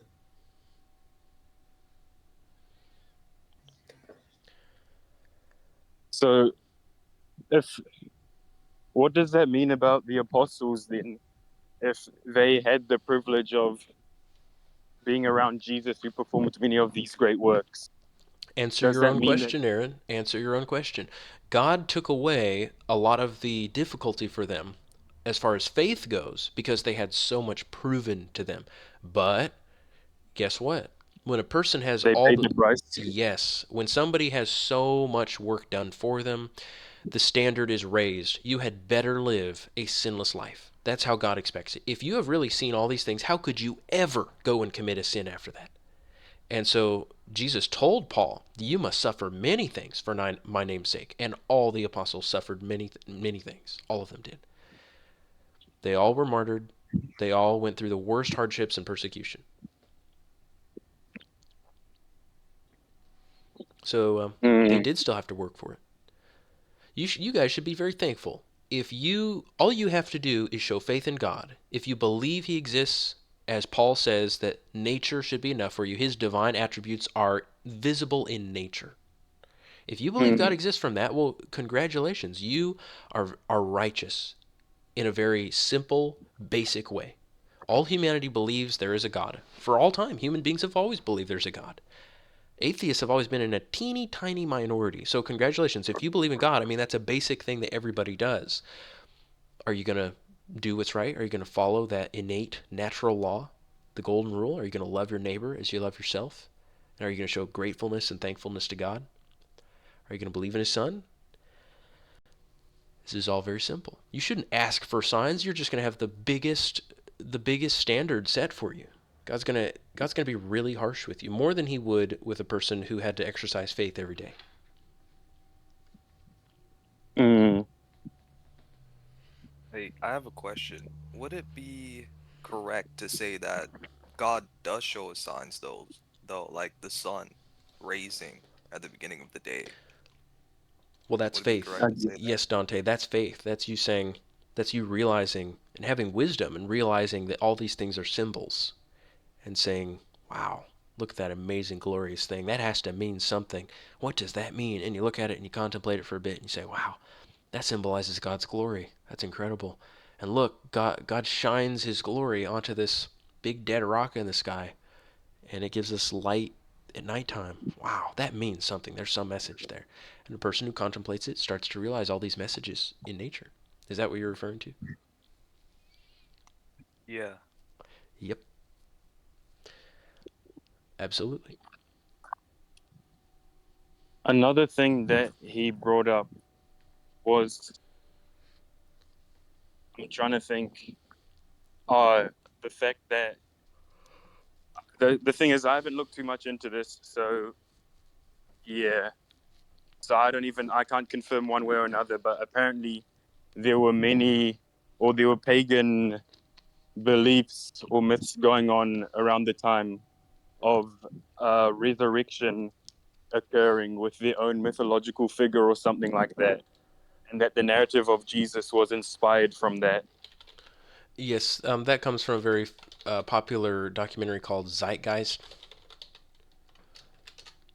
This documentary called Zeitgeist has a bunch of nonsense in it. You should watch this video called, or it's a series called Zeitgeist Debunked. This guy goes through it. He takes every single instance in the Zeitgeist documentary and just shows that it's made up. I mean, that is a bunch of bogus nonsense when they're saying that Jesus is the same as what was it, Horus? Give me a break. I watched this with Aramis. Isn't that an Egyptian god, Horus? Yes, yes. This was a good series. I'll have to find it and show it to you. But Aramis and I watched it together, and yeah, Zeitgeist, that stupid documentary, it's very famous, has millions of views, but it's been debunked so many times. It's got some of the most ridiculous, easily disprovable claims all throughout. Mm. Are you sending that? Here, I'll send this to you, and I will still try to find the one that Aramis and I watched. It was really long. A guy did a very thorough debunking. What did Aramis do? Oh, can you He and send that I in the chat? he and I watched this a video of somebody watching Zeitgeist and debunking it with a lot of evidence just to show that the guy was making Oh, stuff up. okay. Zeitgeist was made by one guy, a very dumb guy, and all of his sources that he quotes are the most disreputable sources you could ever find on the internet. So is that not a widespread theory from multiple sources about their own pagan myths at the time? It's a Is that modern just thing. one person? Nobody in history Uh, has ever said it. It's a modern thing. well, with all of this, I do wonder about with the church or with these so-called biblical scholars these days that they're so far removed from the situation that it feels a bit like arrogance to assume that you would know better than some of the people that lived closer at the time. For example, you would have to be assuming that they're quite stupid, I guess, since they're a lot closer at the time period. They would just the proximity would mean that things are much more clear to them than what would be 2,000 years later.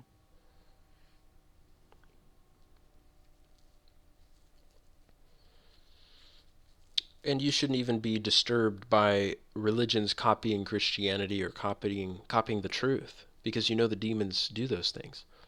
The question is, are those religions true? You can look at the religions and see that they have all kinds of immorality in them.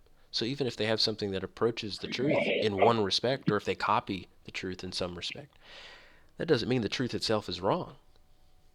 Yeah, I wouldn't be concerned about anything that came after. I'd be more concerned about if something came before and then it appeared that Christianity was copying that. Mm, yeah, well, you should definitely watch the videos debunking it. You'll laugh when you see how pathetic the evidence is. There's no religion like Christianity. Mm, They're all a yeah, I bunch think of so too. worshippers of matter. They're sun worshippers, alligator and bird worshippers, and a bunch of idiotic nonsense.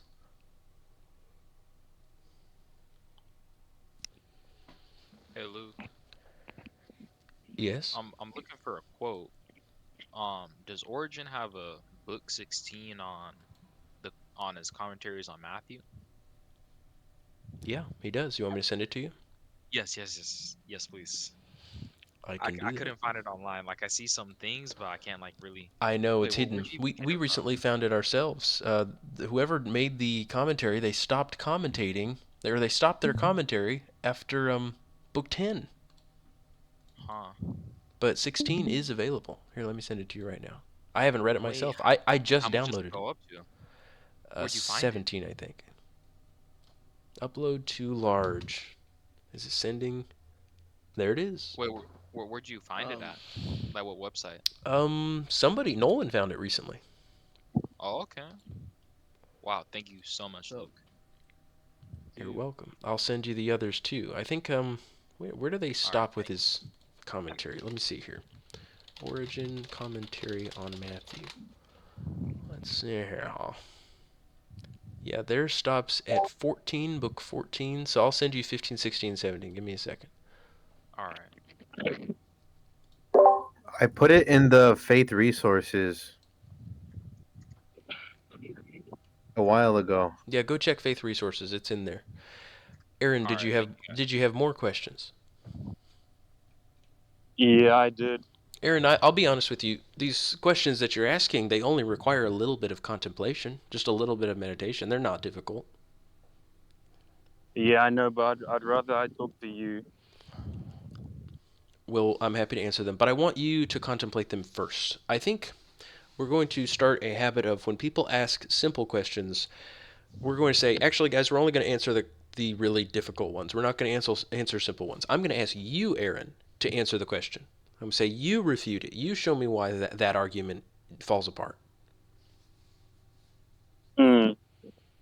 Because you are capable. I know you are. You're intelligent. A lot of you guys are very spiritual in your thinking. You've gotten a lot of wisdom in the last few months. So you refute it. You show why that's inconsistent, why all these arguments show a fundamental flaw in somebody's thinking.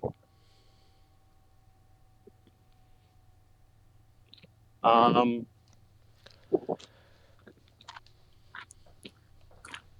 I had it on my head, but uh, well, I mean, this one, it's not really a big. This might sound surprising, but the thing about slavery, it's not really a big, super big hiccup for me because I feel like the slavery in itself isn't a morally bad thing. I think it was just the way that it was conducted was in a perverted way. But could you explain? I think you also had a video on it. So if you've already explained everything, then I can just go and watch the video again. But could you explain about slavery in the scriptures and also about just the genocide of women and children and babies? Sure, I can explain that. Slavery is something that is not evil in itself, but making somebody a slave because of their race is evil, or saying that somebody's less human is evil. But we're all slaves, first of all. We're all slaves of Christ, and everybody Yeah, that's what I was readily accepts thinking. that. Children are slaves of their parents. Wives are slaves of their husbands. Paul or Peter says that. He says, "Wives," or first he says, "Slaves, obey your masters," and then he says in the next sentence, a couple sentences later, next paragraph, he says, "And you wives, in the same way, obey your husbands." So he says, But I "Wives." mean, it would be barbaric if a husband was to beat their wife for disobeying. However, Well, then what's your issue? Your issue is with whipping. it's different types of slavery. The husbands being slaves to their wives, or Christians being slaves to the church, and then the slavery Make sure you're saying what you that mean, Paul's Aaron. talking about. Hold on a second, Aaron. You said husbands being slaves to their wives. Did you mean to say that? Wives to their husbands. Yes. Is there a problem with wives being slaves to their husbands? No, but would you disagree that it's a different sort of slavery than slaves to their masters? No, it's not different. Slavery happens when somebody has to, for whatever reason, they're under somebody else's authority. And there are different reasons for you to be under somebody's authority. One of the most common ones would be if an army beat another army, like in the Old Testament, they would defeat their enemies, and their enemies would become their slaves because they lost. These bad guys lost. Or sometimes the Israelites, they would lose the battle, and then they would be taken as slaves. So that's one way you could be under somebody's authority. And in the Old Testament, it was righteous for those enemies to be destroyed. It was merciful to not slaughter them, but actually to keep them alive. It says David, in his old age, one of his last battles he fights just before there's peace in the whole land, he has this huge battle, and he takes like this massive group of his enemies captive, and they were getting ready to execute them. But David instead says, "Nope, they'll just be our slaves." So they were spared from this mass execution. And he could have done it. They were the sworn enemies of Israel. But David let them live. And he said, "They'll just be serving us. They will be doing our work for us." So that was mercy. And that's righteous. And then there's another kind of slavery. There's a slavery that says, well, it's basically indentured servitude. That's the technical term for it. That would be if a person is too poor to take care of themselves. Let's say some terrible calamity happened. Let's say if they were a farmer and there was a tornado and it destroyed their crops, they can't provide for themselves anymore. And so they have to go ask somebody else to provide for them. And if their house is destroyed as well, or if something happens, then they even need a place to stay. And they'll go to a wealthy person. They'll find the wealthiest person that lives nearby, and they'll go knock on their door and bow to them and say, "Please let me be your servant, me and my family, and let me serve you. And we'll be, we just want to live in your house, and please give us food to eat and a place to sleep, and we'll be your servants until we pay off our debt." And then the law was, if a man is a slave, then obviously his wife and his children are also slaves. So that often would result in multiple generations of children being slaves to a single owner. And of course, there are righteous masters and there are wicked masters. But you can't hold it against somebody for being somebody's master, for taking care of people who are desperate and need to be taken in by somebody. You can't hold that against him. He's taking care of those people. And he has a right also to make rules and have requirements for people living in his house, just like a father does for his children. Father makes rules for his household, and they have to obey them, or there will be a punishment. And of course, they could always run away and say, "I don't want to be under your house anymore." But if you're living in their house, you have to obey the rules and you have to accept whatever the punishment is if you break the rules. Yeah, so it sounds like the American slave owners is just another example of humans corrupting something that wasn't meant to be corrupted. Yes, wicked to make people slaves just because of their race. And of course, the ideal scenario would be for everybody to just have enough money to take care of themselves. And we Christians, if we have brothers or sisters who are in need, we just give them, we just help them out. We give them the food or whatever they need. We Christians are superior to the people of the past because we don't tell our brother or sister, all right, you can become my slave and, I'll take care of you. Instead, we assist them. We as a church get together and help them.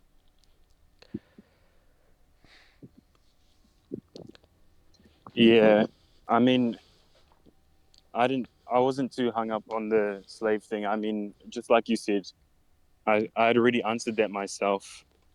But to think about even the genocide, how do you wrap your head around that? Because that would have been innocent women and children.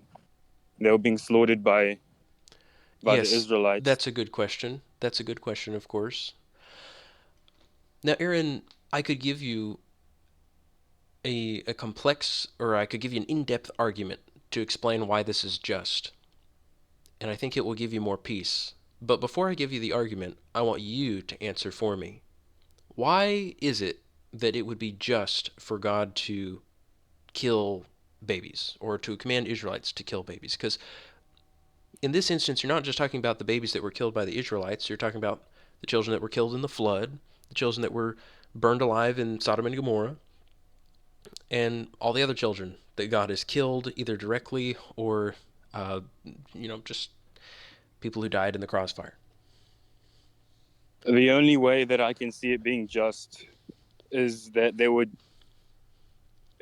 doomed and God was doing them a service, because in that way they would at least inherit eternal life. Yes, that's true. If God were to damn those babies, that would be pretty horrible, huh? Yeah, Yeah, I agree. And the church doesn't teach that those babies are damned. because I think you can make the argument that if those babies were to live, then they would have probably lived sinful lives. So, in the grand scheme of things, their lives being cut short was a service to That's them, because that's a at good least, argument. Yes. yeah, I mean, wouldn't you rather have died as a baby so that you wouldn't have to go through this life and be challenged in all these different ways? I mean, that's a very good argument. But the person could still make an argument and say, but what about the pain of being stabbed with a sword by some Israelite who's barging in here and wiping everybody out? That was painful. Do you have any response to that? Actually, I would first just want you to tell me what's wrong with it. Like, tell me from your perspective what's evil about that. Hey, Luke, I don't mean to cut you off, but I also have like a thing to say about that. Go ahead. About someone might also think about like God telling like the Israelites to kill babies. Like people might have the Israelites might have had like, I don't know, may have felt bad about killing the babies. You know, Yeah, I'm not sure. I don't think the The Israelites baby, wanted to you know. kill off babies. Sure, but I mean they still had to do it.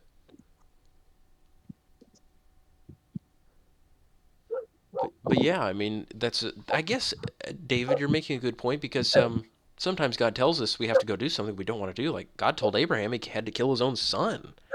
I mean, that's even more unnatural and more horrible to kill your own child than to kill somebody else's child. But Abraham was ready to do it because God commanded it. And as Paul says, he he knew that God would resurrect him. He knew that he wouldn't be dead forever. You know that even from the text itself, because Abraham says to the servant standing by, he says, we're going to go up on the mountain and worship God, and then we'll return to you. And some people might say, Abraham's lying to the servants. But Paul points out, no, he believes his son's going to be resurrected. That's why he says, we'll come right back. So, yes, there's that too. Well, Aaron, if you don't have any more comments on it, I'll tell you what I think about it. So your question to me was, why would the Israelites inflicting pain on the innocent, Yeah, like if not I be a say wicked so what? thing. Yeah, what if I say so what? Okay, get stabbed. A baby gets stabbed. So what? Why is that such a bad thing? Like describe it to me. Describe the horror of it. Tell me why that's such a bad thing. Like if anybody said so what would your response be? I mean, you're harming a creature that God has made, a human with a soul. And I mean, doesn't the God's own commandment say that you're not to murder your neighbor? Yes, certainly. I mean, does anyone else ever have a response? Well, I mean, I'll give the response. If somebody wants to give a response, they can. I know you've got something, Brian. I could say something. Got I'll just what? say Sorry, that sorry to cut you Never off. mind. you're Now, good. what were you saying, Dante?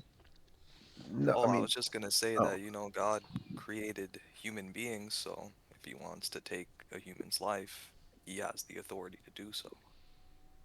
Isn't that the Calvinist argument there? Uh, I didn't get it from a Calvinist. I just thought about it logically. If God created human beings, he has the authority to. That's not much of a retort, by the way, to say, isn't that a Calvinist argument? That's like saying, I believe in being sober, and you're like, isn't that uh, a Jehovah's Witness argument? It's like, yeah, just because No, they say something that I say doesn't mean I'm a Jehovah's Witness. but isn't their whole ideology the fact that God made us so he can do exactly what he wants, which means that he can predestine some people to hell? No, because we all believe that those babies are not going to hell. So no, it's not a Calvinist argument at all. It's the opposite of Calvinism. I see. And wouldn't what God did, it would serve two things, right? It would serve like for those people who lived very wickedly, the flood and all of that. That would be God exercising his judgment. And for those people who got caught in the crossfire, that would be God, basically showing them favor that he took them away, the babies that were innocent, You said it, Raheem. You said it. he took them away. What a gift to just be removed from the earth and to just go straight to paradise, to go straight to God's bosom. I would say to anybody who wants to take up the cause of the infants and say, those poor infants, I'd say, man, I mean, imagine if, let's say, on this earth, let's say you found two brothers, and one of the brothers had harmed the other brother. Let's say the brother he was in pain at some point, but then the other brother apologized to him, and the person healed, and then they became best friends. And then you decide to come over one day and say, "Hey, you dude, remember when that other guy stabbed you? Remember that? Aren't you angry about that?" And the guy's like, "No, I'm not angry about it. I'm happy. I'm best friends with him right now." And you say, "No, no, no, no, no. He stabbed you. That hurts so much. Aren't you angry? You need to be angry about that right now." And you say, I'm not angry. I'm good. I'm happy." That is essentially what people are doing when they take up the cause of these infants. Because the infants are not upset right now. The infants are in paradise. They're very happy. They're saying, "Dude, do you think I want to stay there on the earth?" And you're saying, "No, no, no. But look, you got stabbed. You got stabbed, and it hurt, didn't it?" And they say, "Well, dude, I mean, my parents were most likely going to raise me to be some warrior and go fight the Israelites someday, and I'd probably die in some war some other way. I mean, I'd much rather just have it cut short early on." And Luke, me, like I almost died like as a child. mhm. I've had that thought, man, I was, you know, man, I could have gotten out of here. I didn't have to, I wouldn't have to fallen into these sins and that. But I Well, mean, it's Raheem, such a blessing, for those kids. If your life got taken away, I mean, look at you now. You're going down the right path, so you'll probably garner for yourself many more rewards than if you had just died as an infant and ended up with nothing. I might have died as a martyr. but you're still saved though. So I mean, what I'm more could I'm you I'm really? not Of course, I'm there's trying to be rewards, but saved. you're still saved. trying to be saved. But would you not want the opportunity to have many Yeah, more rewards stored up for you? listen, listen, what God did for me is a great thing. He gave me this opportunity, you know, maybe I could help other people. But what I'm saying is I could have I could have been out here a long time ago. I would have been sealed. I'd be good. I'll just be waiting with Abraham and Moses, chatting it up. It's true. It It's would easy mode. Yeah, being But killed as a baby is easy mode. But again, I want you guys to understand this. When God has an infant killed, I think sometimes the objection that people raise is they say, but look, it contradicts when God says he will not hold the sin of the parents against the child. God will not judge children for their parents' sin. Do you guys remember how many times Paul says that, or God says that in the Old Testament? And they see it as, well, if you kill an infant, and God says, he's going to visit the iniquity of the parents on the children up to 4 generations, third and fourth generation, they say that's a contradiction. But they don't understand there's a difference. God does bring calamity and death on the generations of wicked people. He does do that because of the wicked parents. But that is not God holding the sin of the parent against the child. You need to understand what the punishment of sin is. The punishment of sin is not that you get stabbed. That is not the punishment of sin. The punishment of sin is actually something in the next life, in the afterlife. That is the punishment for sin. So just because you suffer something in this life doesn't mean that you're being punished for sin. Do you know how many people suffered in this life? Like Job had the worst things happen to them, and they were not suffering for their sins. So if you know that that's the case, you understand this is not a contradiction. God is not holding the sin of the parent against the child, but he is punishing the parent and allowing the child to suffer with the parent. He's bringing suffering on them as a punishment to the parent in this life. And in some cases, like the Canaanites, part of the punishment to the parent is that all their lineage, all their children in this life are going to be cut off, and they'll have no descendants. That's a punishment to them. Again, it doesn't mean in the next life they aren't going to be saved, because you can see that with God and David.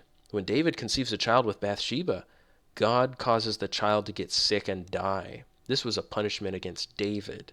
And David says, he will not come back to me, but I will go to him. And David says he knows he's going to see him in paradise. So he knows that infant is saved. And yet he recognizes that the child suffered as a punishment to him. David recognizes this is his fault. He takes responsibility for it. God wouldn't have to kill those babies if it weren't for the parent being evil. They deserve this punishment. Their child is going to die. Again, the child isn't going to complain on Judgment Day that they suffered a little bit, because again, guys, when you wake up someday, when you wake up in paradise, all the pain and suffering you ever experienced in your life just disappears in an instant. It's gone. It's like a nightmare. Nobody complains when they wake up from a nightmare and they say, "Oh, but it's all just so miserable." No, you wake up completely relieved. You say, "It was just a dream." And that is how you'll feel when you wake up. And nobody's going to be able to bring that and say, "You infant, you should be angry about this thing." They're going to be like, "Dude, it was a bad dream. It's not even real. None of it affected me." Yes, there is pain and suffering in that life, but the infant is going to look back on the pain and suffering they experienced in that life, and they'll say, "That's all the more reason I want nothing to do with that life. I don't miss that life. I don't want to be back there." It's not like the Israelites were even torturing me or something. They didn't string me up and torture me for days or weeks or months or years, like some people have been tortured in history. They were given a quick death, stabbed through the chest probably, and killed instantly. They were wiped out because their parents were wicked. No torture was going on, nothing of the sort. so, Luke, would you not feel slighted if someone offered you, say, $1 million if you could complete a marathon, but then at the last minute they say, "Actually, I'm going to give you $100 instead because I don't think you'd be able to finish it"? Have you not been robbed of the opportunity to earn great rewards for yourself? Well, I mean, you could say robbed, but the issue with that, Aaron, is that nobody's guaranteed, or you're not entitled to anything. So whatever you receive in this life is God's grace at His mercy. If God performs a bunch of miracles in this life to convince you to be a believer, that's His mercy. Every single person depends on God's mercy. without completely taking away our free will. He influences us, he pokes and prods us, and even manipulates us, but he never takes away free will. Even a very manipulated person still has free will. But what if everyone else got given that opportunity and you're the one of the only people that it was said you don't have this opportunity anymore? Would that not be under? That's a hypothetical question, I feel like. Could you ask No, the but I question again? mean, obviously, I didn't even hear the question when you first asked it. oh, okay. So I was saying, if someone came up to you and said, "I'll give you $1 million to run and complete this race," Mm-hmm. and then they backed off and said, "Instead, I'll give you $100," and because I don't think you'll be able to finish this race, would you not feel a bit slighted at that? Especially if you're the only one that was told that you won't get the opportunity at $1 million, you'll just get the $100. Well, I don't think you should put a number on it because eternal life is infinite. So it's really an infinite reward either way. But aren't the rewards also more infinite? Sure, but I mean it's more infinite, so it's something beyond our comprehension. You know why it's called grace? Because nothing you do, even if you lived a perfectly righteous life, you're still not entitled to eternal life. It's God's grace, that's why you're getting it. So if you even get eternal life, you should be elated, happy.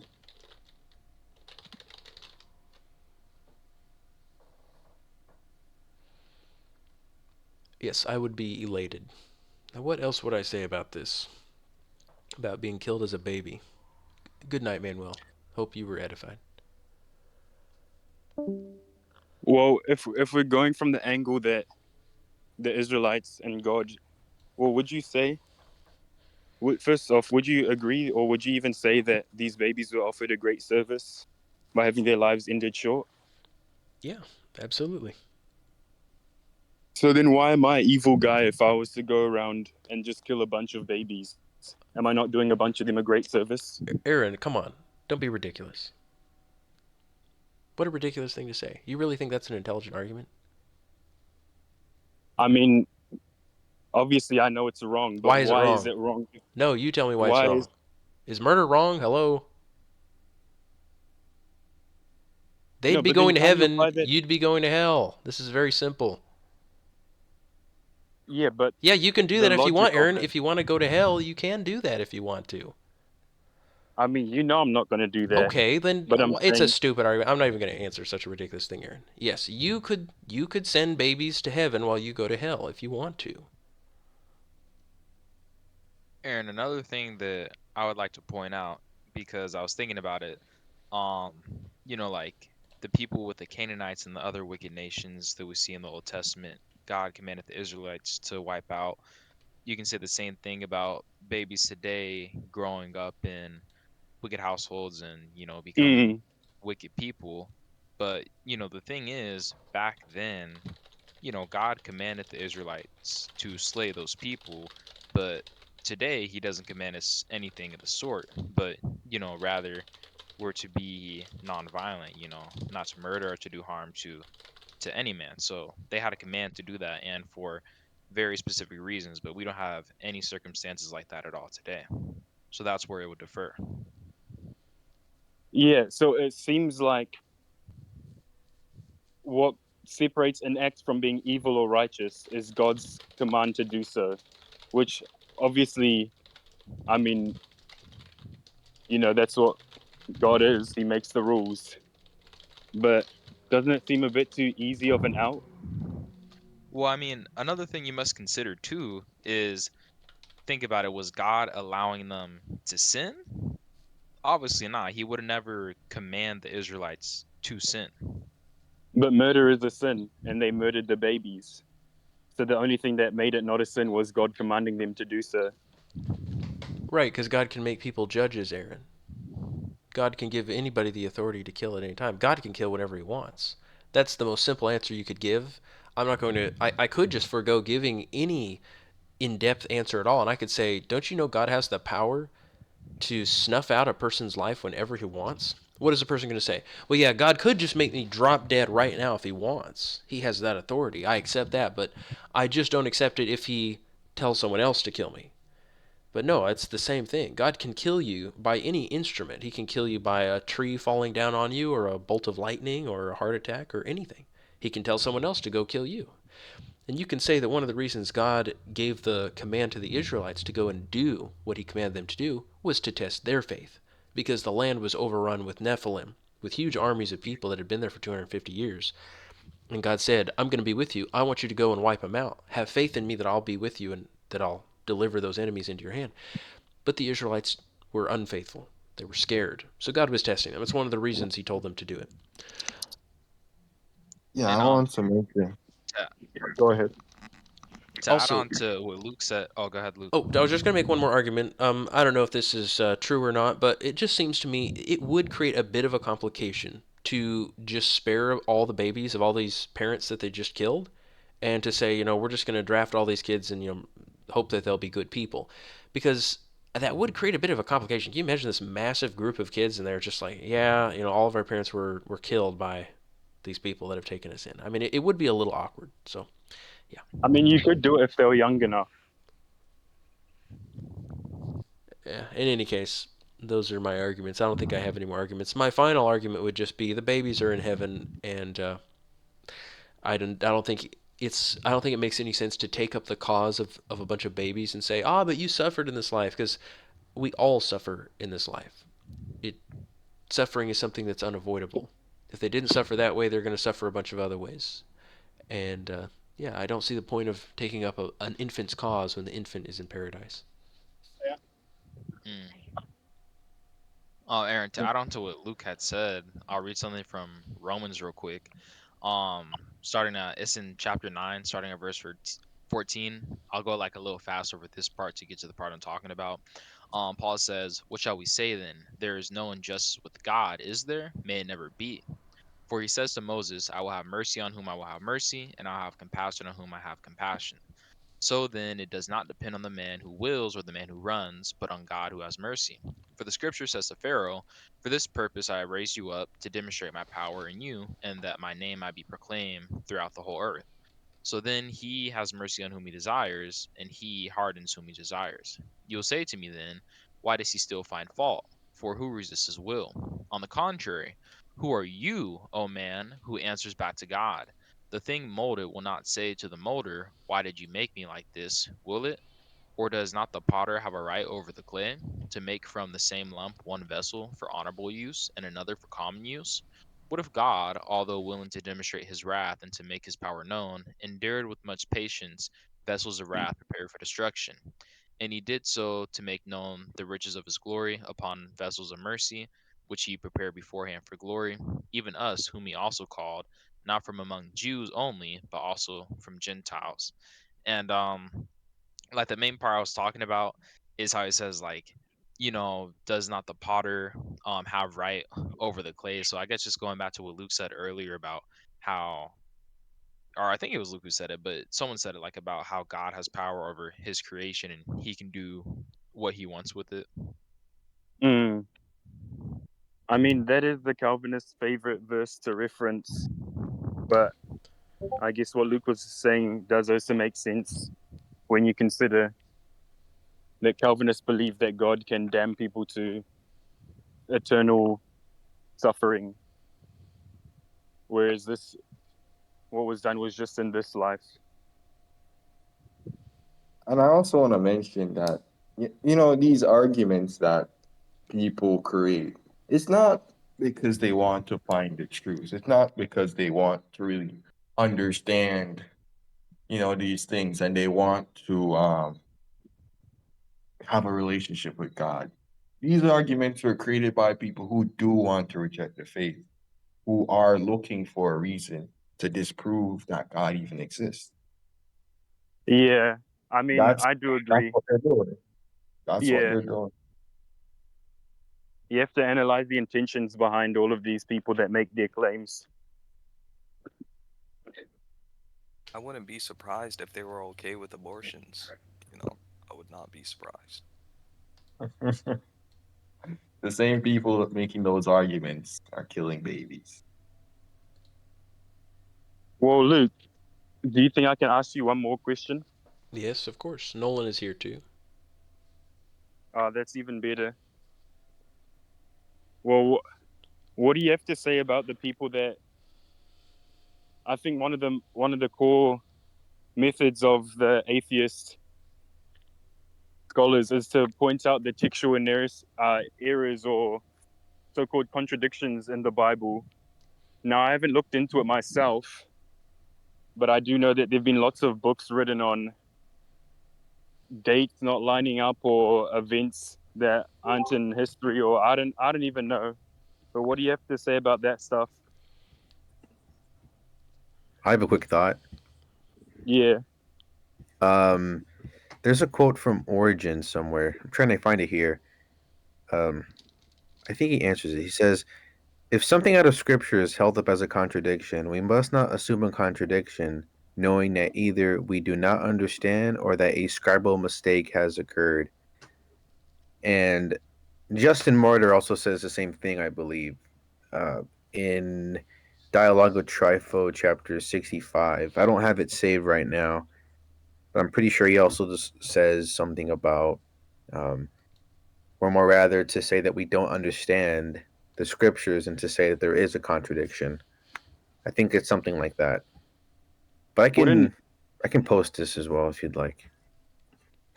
But an atheist would just say that's a convenient out. Well, we don't care. We're not afraid of them though. Mm. I We're posted it in the chat. religious.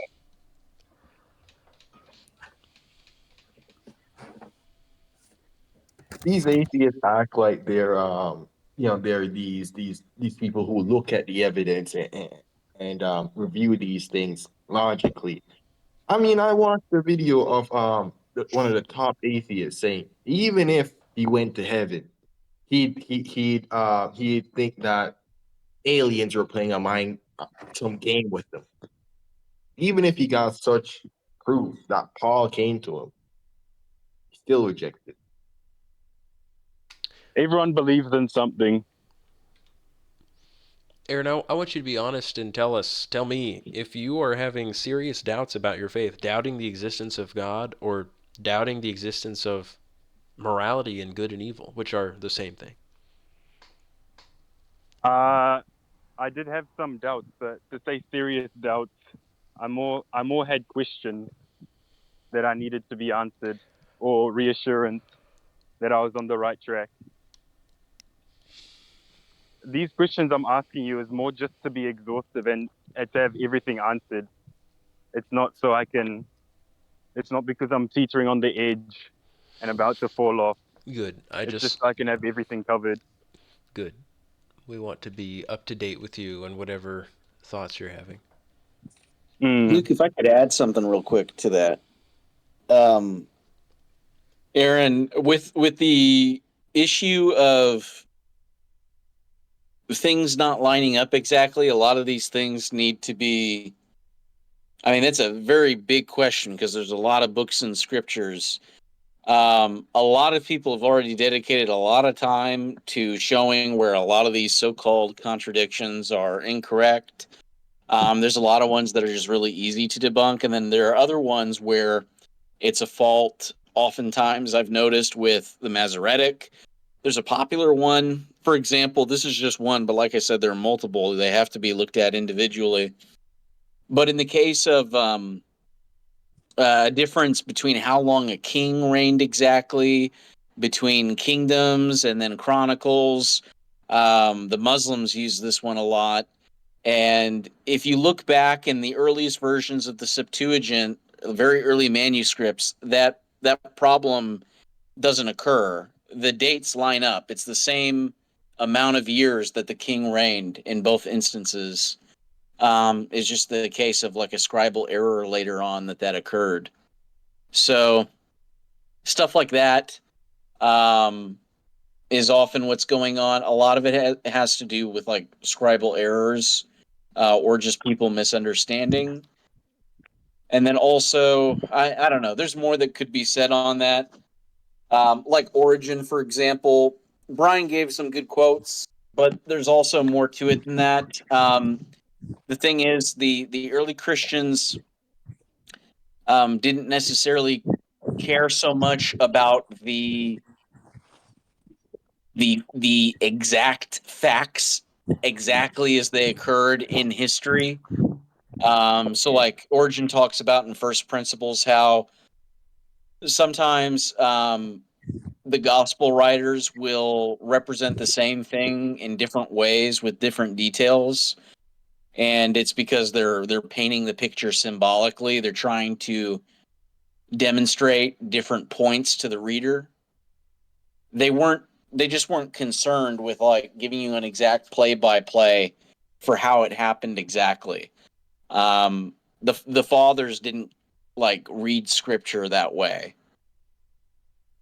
They read it Mm. as an instructive book that has a an impact on us currently, that edifies us as we read it, because it has a spiritual meaning. Christians read these books spiritually, and not according to the letter. We're not so concerned very much about the history of a lot of these things. Like it is true that like Jesus was a man, that he died on a cross, and that he did a lot of miracles. But a lot of those things are represented in the way that they are, not only just to like tell you exactly how it occurred historically. That's not why it was written. Yeah, it was written to teach a message.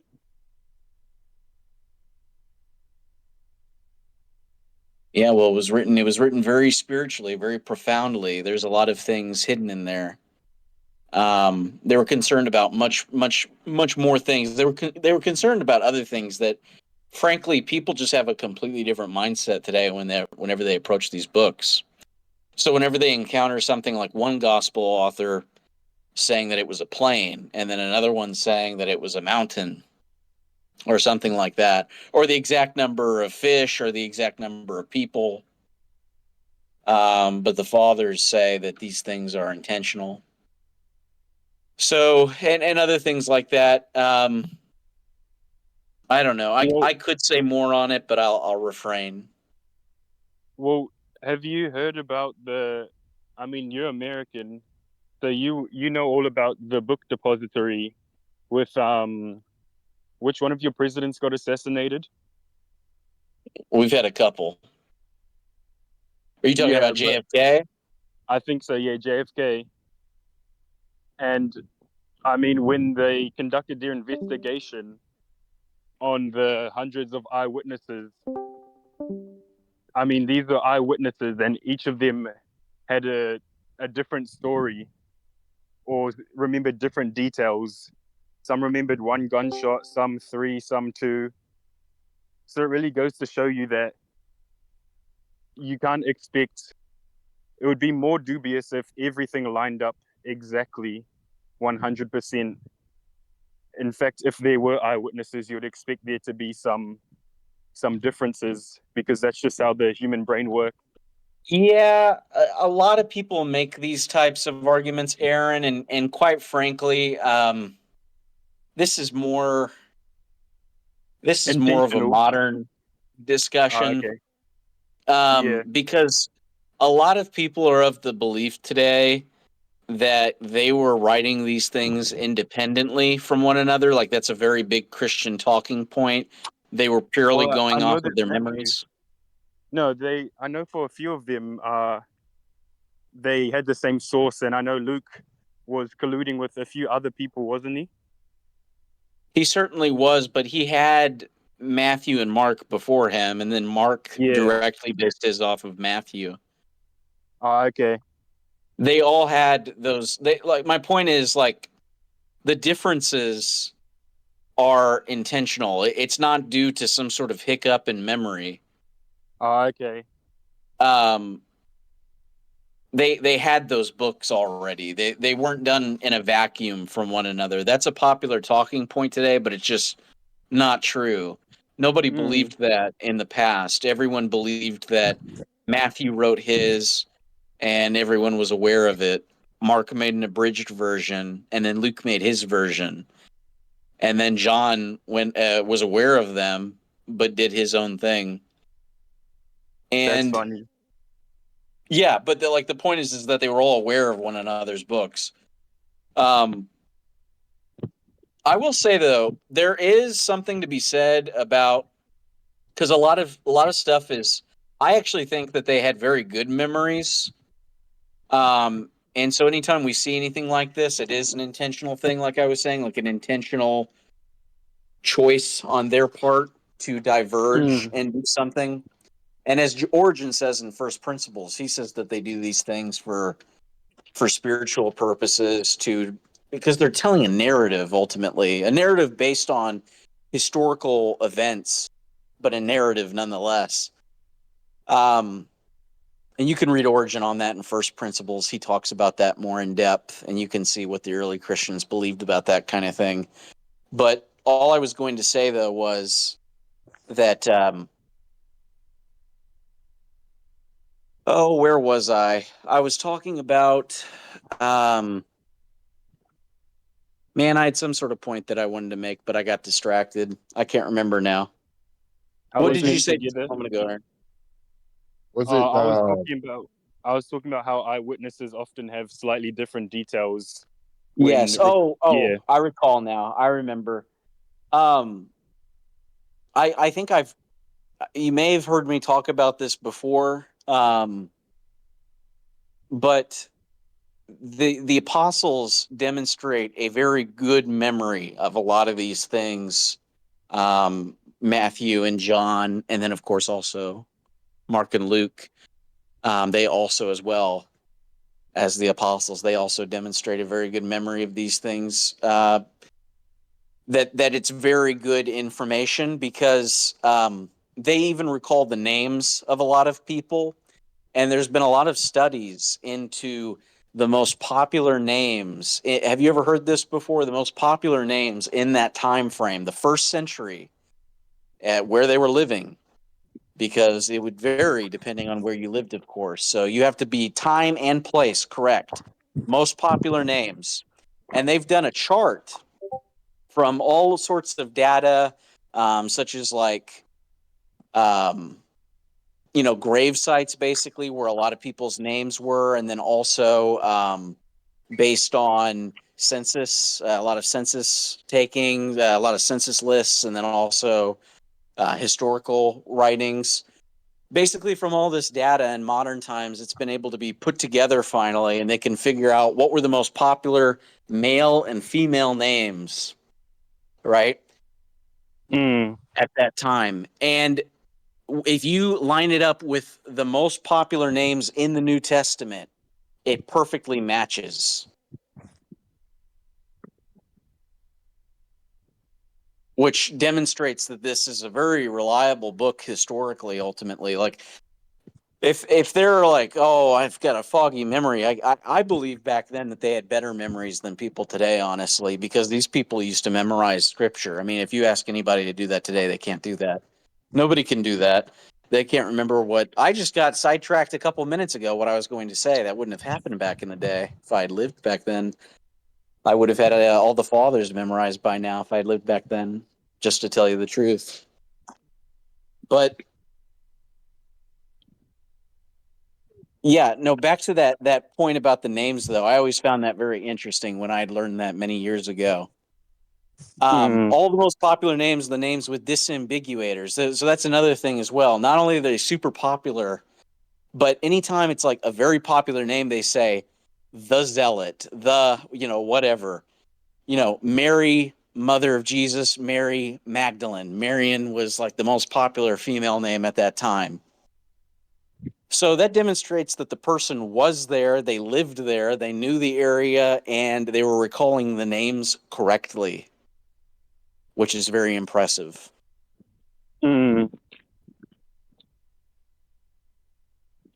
Wasn't Mark and Luke weren't which ones weren't the direct disciples of Jesus? Was it Mark and Luke? Because Luke Well, was the Luke, companion you've of read Paul. before that Mark was one of the 70, right? Well, there are two Marks. The Mark who's one of the 70. Well, wait, I'm sorry. I wasn't even listening, guys. I was doing something else. What's the question? Yes, one of So the Luke Marks. Mark was and Luke. Luke was the companion of Paul, the doctor. So he wasn't a direct eyewitness. And then Mark was, who was Mark? Mark was one of the 70 as well. He's one of the 70 who was sent out by Jesus, according to tradition. Oh, okay. But he wasn't one of the 12. No. And he is not the same Mark who is the cousin of Barnabas. According to tradition, he's a separate person. Oh, okay.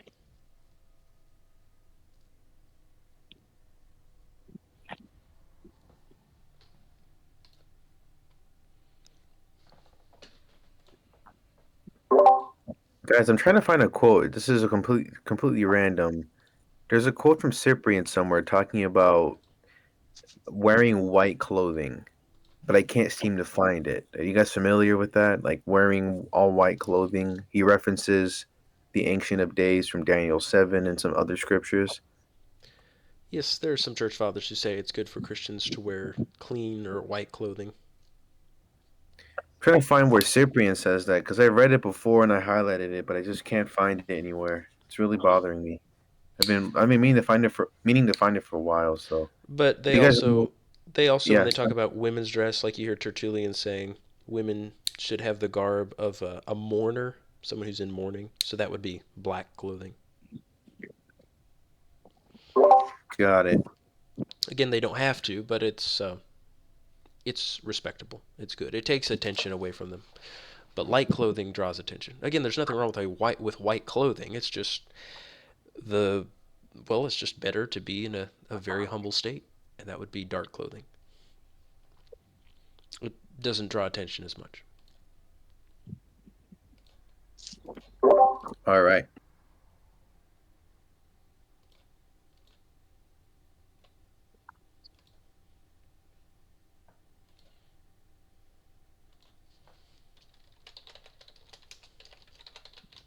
I have a question about slaves.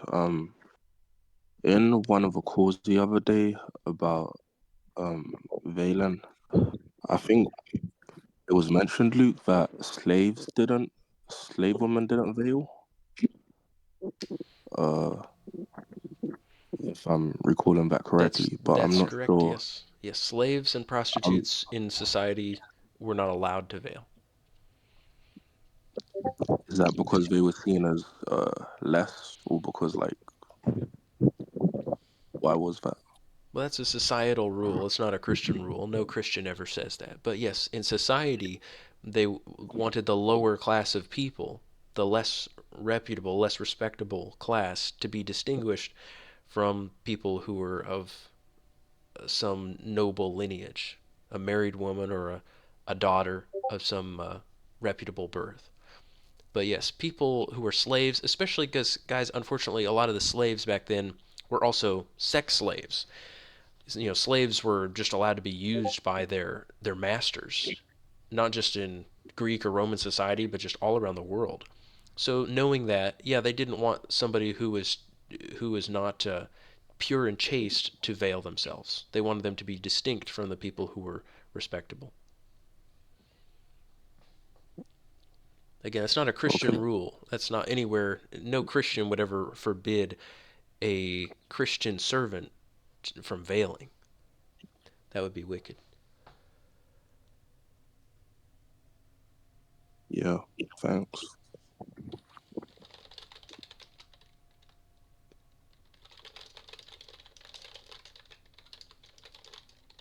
Hey Luke,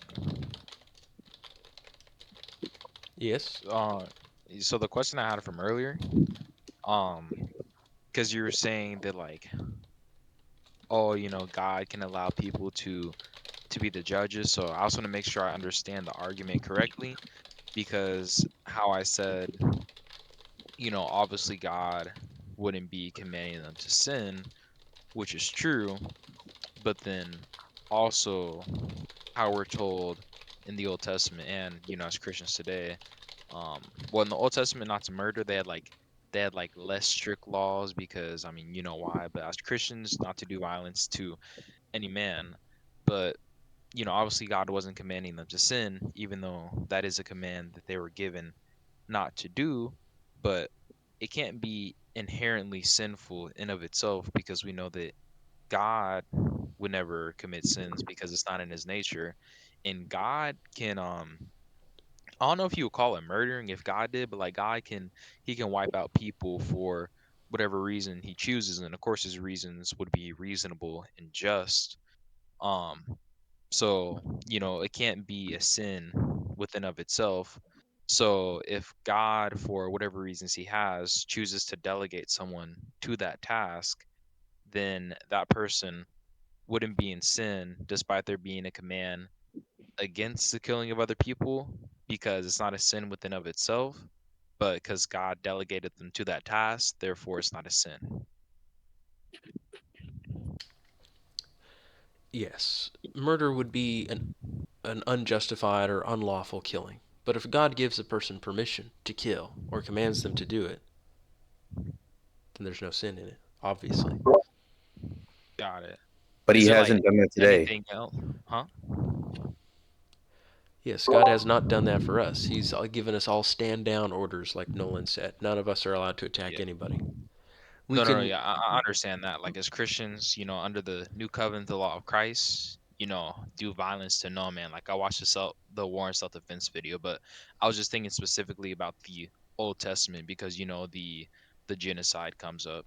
But is there anything else you think I should know about that subject, just to make sure I'm adequately equipped to defend our position, or do I have a good understanding of it? You have a perfectly adequate understanding. You should never be afraid of atheists. That's foolish. You shouldn't All be right. afraid of people who are so stubborn and think that they're going to judge God on Judgment Day. How absurd. God's a sinner, and Yeah. on Judgment Day, I'm going to throw him in the fire. Like, okay, I mean, that's about the most insane thing you could ever say. Go ahead and talk like that. I'm going to ignore you. Crazy. Yeah, because I was thinking, because I was like, okay, so I just want to make sure I understand it enough because, when I was talking Darren, I was saying like, oh, God obviously wouldn't allow them to sin. I thought I was cooking, Luke. I thought I was cooking, but then he said something like, oh, so it's just not a sin because God allowed them to do it, or he said something along those lines. And then I was thinking, I'm like, wait, how am I supposed to respond to this? Because he's low key right. And then you came in and then you saved me talking about how, God can delegate that authority to people and make them judges. But I was just saying what I said, not even fully understanding the argument yet from a conversation we had previously about like the makeup and stuff, how like God wouldn't command people to sin or like allow them to sin and be cool with it. But but yeah, I was just trying to use that argument. But I get it now. Good. I hope you have clarity on it. Yes, thank you.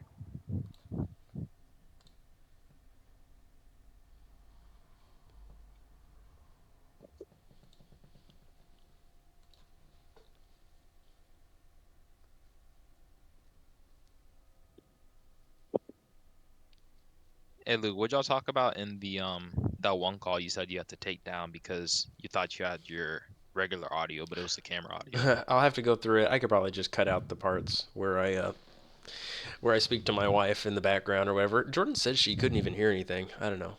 Who listened to that call? Did you hear anything weird besides my burping? I do get very Oh, gassy when I talk aloud. I have to mute myself. Listen, I don't know what it is. no, I didn't listen to the call. I saw the message, about like the bourbon and talking to your wife, and I was like, oh, that's crazy. But I was just wondering like what you guys had covered in it. Mm, I know what something did we about the talk about? atonement, right? Oh yeah, we talked about the For atonement. Abram. We didn't talk about much. It wasn't very interesting. Oh, okay. Yeah, this call is fire. Very edifying. Good. I'm glad. Yep. And then like, Isaiah, yeah, what's up? your guy has a big forehead. And now leave Gregory Thaumaturgus alone, bro. He was Origen's disciple. He got a big forehead because he had mad knowledge. Yeah, I'll believe that. All right, all right. Didn't Nah, wait. but you're right. The score was very very good. Yeah, I mean, this is the third call, right, Luke? You know, why not? Why not make it a fourth? You know, in a row. Hey, he's on to something. Can't break the streak. Each one is better than the last. Well, it's big bedtime then, 11:31. Yeah, I was just gonna say, like a 11:30 like that. Let's see. Nolan says that's exactly right. We all want a big head like that. Yes, sir. Man, finna talk mess on Origin's disciple. Nah, I'm just playing with you. I know you kidding. Yeah, I used to be Clement of Rome, but I changed it to Gregory Thaumaturgus because I found out, he was under Origin, and I like the Origin and Gregory Thaumaturgus combo. That's gonna be me and Nolan. You feel me? Mm, I feel you. Good night, Brian. See, Brian, where were you yesterday? As Oh, yesterday I was at work. I didn't get where off do you until work? like I work at In and Out. Okay. Yep, Yeah, because we missed you yesterday. for real. Or are you just Yeah. saying Nah, nah. You bring the vibes. that? I'm glad. I'm glad. Well, yeah. Luckily, I was able to catch a call today because I didn't have work. I didn't have no chores really. I mean, it's just like some little chores, put up the dishes in the dishwasher. But yeah, I got home after I did that stuff. I just read some early church fathers, posted some quotes in the chat, and then joined the call. And here we are. And then tomorrow, oh my gosh, bro, I'm gonna have like the best weekend. You don't even know. But it will What's going consist on of tomorrow? so tomorrow, my little cousin finna come over like around noon. Um, but we finna watch some basketball. It's not like NBA. It's like this YouTube channel. But long story short, they're making like basketball 1v1 like a kind of like a career option or whatever. But they got like 5 matches we finna watch. We finna get some food from Canes and Dairy Queen to eat while we watch. And then, obviously studying the early church. And I don't know, we'll probably have a call with Luke because I haven't talked to my little cousin, just like tell him stuff or check in or whatever. And then Sunday, I'm gonna go whoop him in basketball, as I usually do. And and yeah, and I'll just big chilling. And I'm gonna have a call with Nolan tomorrow in the morning. A great way to start off my weekend, start off my day.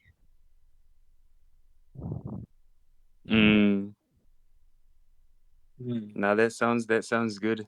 It sounds like you got a lot planned. That's pretty fun, eh? Yeah, I'm elated. I was thinking on like Wednesday. I'm like, after I work tomorrow, then like I'm free because Friday, Friday doesn't even like really count because I don't got nothing to do. But I made it. Mm. I ran to the with my mom because she was picking me up early from school. And when I saw her car, I ran to her car. I'm like, "Get me out of this place. Let's go." And then we got some food from this Mexican spot. Is this your last year at school? Yes, thank the Lord. I got like 3 months. I mean, technically a little over 5, but the last 2 months I won't count because we have this thing called intercession. So, long story short, it's basically you go and do some type of thing to gain a skill, gain a life experience, something of that sort, and it's for about a month. And yeah. Oh, I asked a question and you gotta go. Well, I know someone else is listening, but yeah, so taking off that in June because we're gonna graduate on like the 13th, which is like a Friday, I believe. So the last 2 months don't really count, so it's really 3 months. And then we got mad breaks in between, so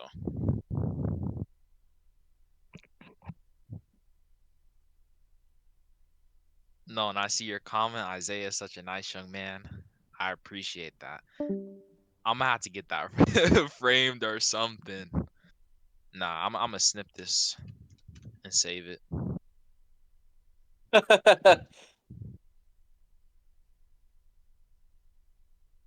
I'm not even joking. I'm being for real. Now that'd be crazy to show my kids like, yo, like look what Nolan said about me. They'll say, "Who's Nolan?" I know they're gonna be learning about the church fathers and Nolan. That's what you say. You'll catch up very quickly, then, Isaiah.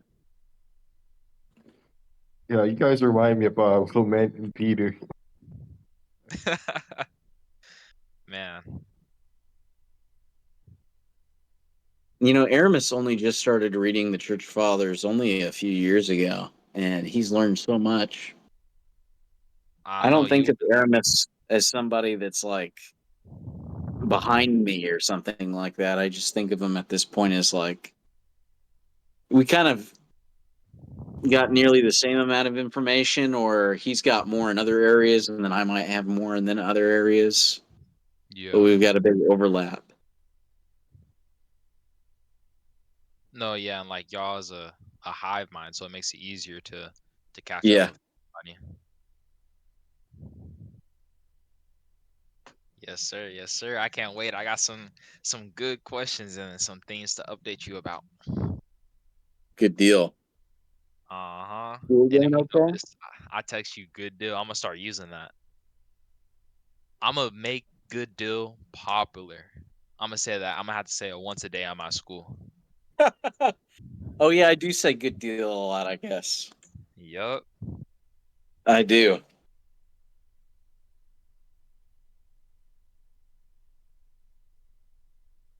Are you doing the history, or what are you doing? You're not doing history. You're gonna do the carpentry, right? Yes, sir. Yeah, It's you got that all worked out. no, not yet. So first, before I even look to see if I can do an intercession with them, because it wouldn't be like with the company I'm going itself, but like it would be a specific contractor and what they would be okay with or not. So first, I'm gonna put in an application to the place I want to do my apprenticeship with, and then after that's put in, I'm gonna ask him for some help with because I looked through the list of contractors that they gave me, but I need some help like figuring out stuff about it. Like, okay, what does this thing mean? Who should I contact? This, that, and the third. And then once I have that figured out, then I'll reach out to different contractors, tell them about the intercession, and then if it's one that like I really like, tell them about potential apprenticeship with them after I graduate high school. And if they do want to let me do an intercession with them, hopefully they have all the requirements that would be needed, like their insurance can cover me and all the other criteria as well. But yeah, so I haven't been like doing a lot of stuff with it, but I haven't been like slacking on it neither. So within the next 2 weeks, me and my mom will put in or not put in my application. Nice. Yes, sir. And I can't wait to finish that list you gave me. Like today, I read it was 11 chapters, and all of them weren't even that long to be honest. But Similitude 8 of Shepherd of Hermas. I know I'm still on Shepherd of Hermas, but I mean I've been tired, man. But I'm getting back on track of it, and I plan on finishing. I have no reason to not finish at least half of the ninth similitude because it's 33 chapters, so I can knock out like 15 to 18 over the weekend easily. And trust me, once I finish Shepherd of Hermas, like my pace will be much quicker than it was for the first two books, for like the rest of the list. I'll be telling you like every week, like, oh, I finished this, I finished that, or okay, maybe not every week, but the pace will be faster. Yeah, good deal. Yes, sir. Yes, sir. Yeah, I have a question for you, Isaiah. Um, is this the way you talk? Is that how most young Americans are speaking now, or no? Oh yeah, That's such you're a funny from question. where are you? Jamaica, right? Or I can tell you, Yeah. Raheem, it's not how most Americans speak. Isaiah well, is still Raheem, I working can. on on scrubbing out all the superfluous language. Oh, Raheem, I can speak sophisticated and eloquent and be very articulate with my speech, but I just like to be talking like this sometimes, you know? You feel me? Cause that's what I'm used to. But I I don't mean, talk like this. for Uh, people my age and like I guess it's different in like different states. Maybe it's probably worse in urban, not urban, whichever one is like the city. That's urban, right? yeah. Yeah, so I imagine it's worse in urban areas, but using all the slang like, you know, and not typing things out fully and all those type of things. I used to do that more than I do currently, but yeah, I wouldn't say I do it as much as, people around me and people in my school, but still like a decent amount, in terms of like the slang that I use or saying like I don't know if you can say like filler words, phrases like you know, you feel me, or things of that nature, or type stuff. I used to say type stuff a lot. Oh my gosh, I don't really say that much no more. But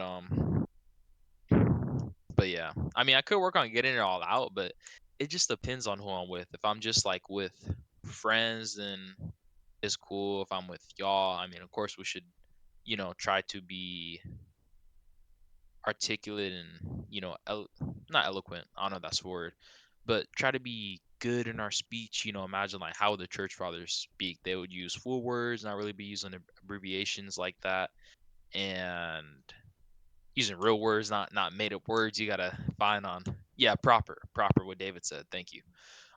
They would be speaking properly, but I just try to think like okay, if there's someone who was in the server who like we're in a call, someone who's in the server I haven't really seen before, then for the sake of representing Christ and representing the early church and just seeming serious and sober minded, I want to make sure that I'm being proper in my speech so that I can make a good first impression on them, that I can be a good representation of the aforementioned stuff to them. Um, but it was just like y'all, or sorry, you all. No, I can say y'all. If it's just like y'all, then I'm just like chilling. But I imagine Luke would disagree with me. He wants me to be like proper, just overall. But for me, it depends on who I'm with. If it's people that I don't really know like that, um, in certain types of contexts, especially if it's like talking about the faith, then I'll try to be more aware of speaking properly.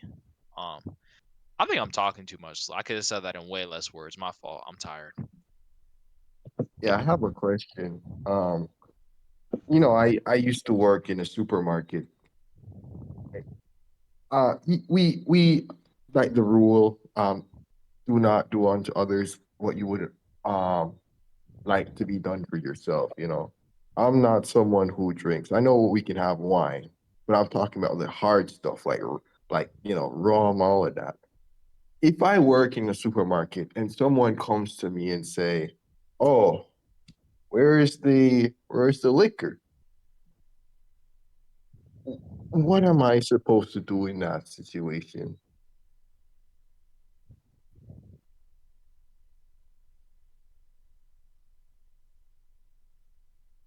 I mean, direct them to the liquor. I mean, you work there, right? Yeah. Yeah, but I don't drink, so why would I direct them to go and drink? You know, Because you're that's working, that's not like loving. you're working, that's part of your job description to tell people where things are, I guess. I mean, Yeah. I that's not my job. Our job is to be Christians. True. Yeah, that's our primary vocation. I think the quote goes something like that. But I know what you're talking about. Well, I mean, I don't know necessarily because I don't imagine they have like all like the hard liquor and stuff how we do today. Or sorry, let me be proper. Yeah, I don't imagine that they had the hard liquor and other types of alcohol that we have in our current day and age, but rather just, like the regular wine and it wasn't as strong as how we have today. because I know that type of wine, drinking of itself is not a sin, but to be a drunkard or to get drunk definitely is a sin. And I don't know where the harder liquor falls in that category because again, I don't think that they had all that we have today back then. So I don't know where that stuff would fall. Me personally, I would stay away with it. Like the only time that I ever plan on drinking would be during communion because I don't want to get addicted to nothing. And the same for drugs. But I mean, I don't know if it would be bad necessarily to direct them to, the alcohol, like where there's hard liquor and stuff. Were you there, Isaiah, when we had talked about this a few nights ago? I can't remember. This was within the last 2 weeks. Does anyone else remember this when we were talking about this and we read Yeah, Clement? yeah, I remember Um, like with the liquor thing. I think I asked you a question about like the Yeah. was hard it stuff. was it something in the call about how they would take they didn't have what is it called anesthesia back then, so they would take alcohol, or how Paul he took some wine or told someone else to take some wine for their ailment to help aid them. Yeah, Timothy. Yeah, no, that's we're talking about wine there. I was talking about, yes, that's right though. That is basically what we were talking about. It was brought up originally though. We were talking about the difference between wine and then the hard stuff, the hard drink. And hard drink is always spoken of negatively, off limits in the scripture. And that's what I was bringing up. I was basically saying, like, it seems to me from everything that I remember reading and everything that I've gathered, the only time that it would be acceptable to drink hard stuff would be if your freaking arm got like torn off by a bear or something like that, or you were going through some kind of surgery.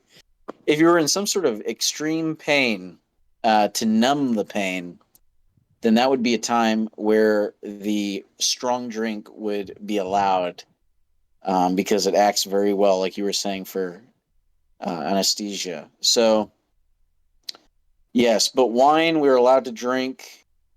But to get back to the main point, though, Raheem, that you were really asking, because we're kind of getting off the topic here. Um, I really don't know, Raheem. That's not a good situation to be in. Um, I think it would definitely probably be like a minor, like a light sin to be doing that. If you could, if it's a situation, it's so tough, the things that we're put into these days with so many of these things. I would really say the best thing, without losing your job and or like quitting and finding some other job, just say, I'm sorry, sir, I'm not sure," or something like that. I I find myself in these situations a lot. But I had to leave that job because of a whole lot of different reasons. I just didn't like. I just didn't like the modesty and how Yeah. they how the people they operated. So I just didn't like it.